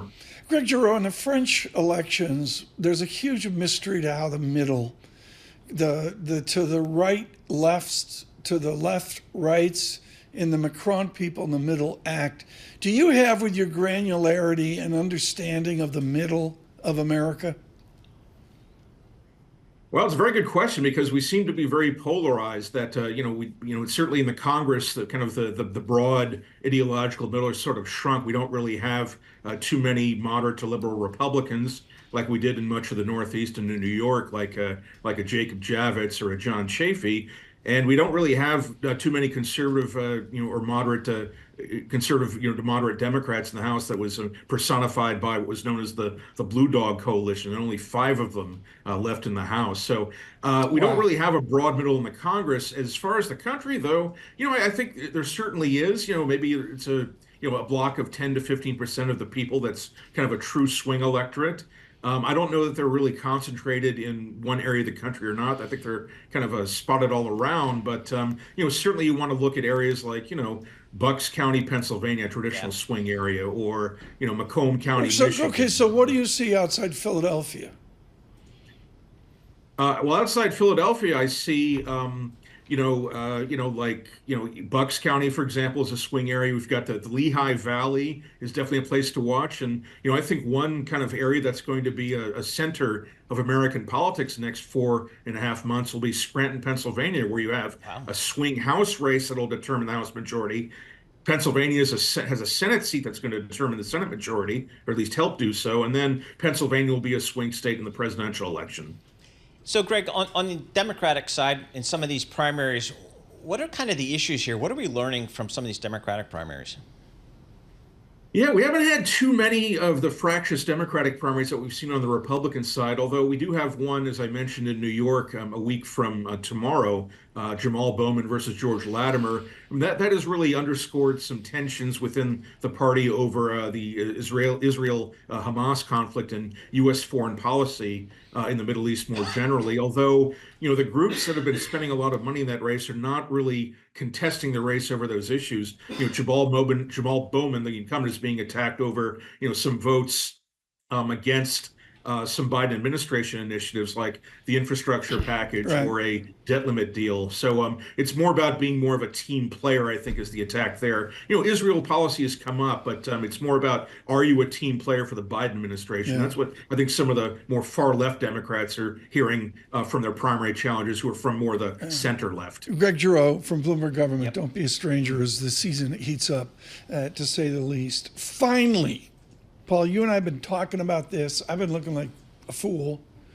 Home Depot with a $10 billion-ish debt sale happening right now. Bloomberg reporting on it. Thank you, Olivier Raymond and Jojana Joshua, for the brief.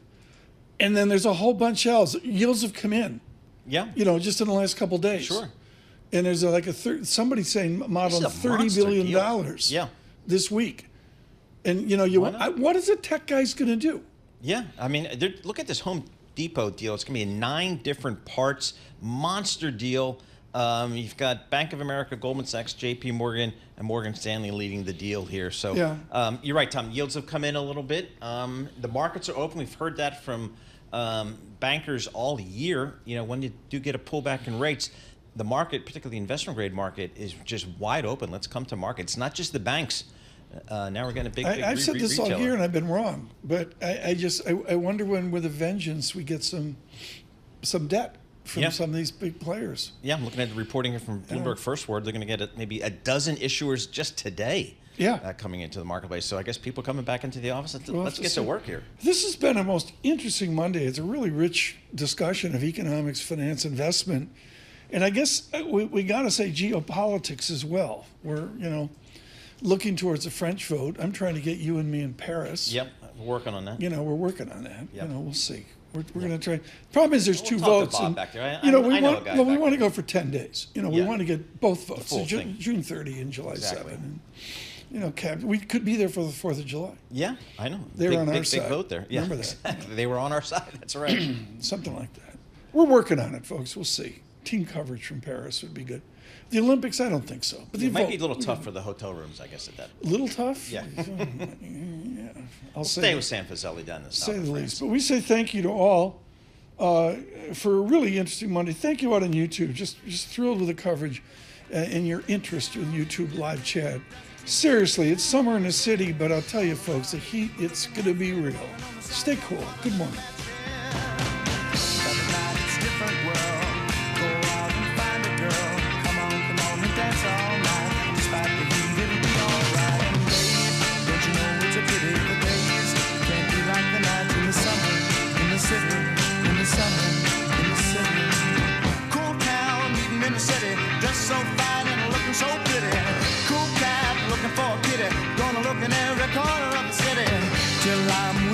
a bus stop, running up the stairs, gonna meet you on the rooftop.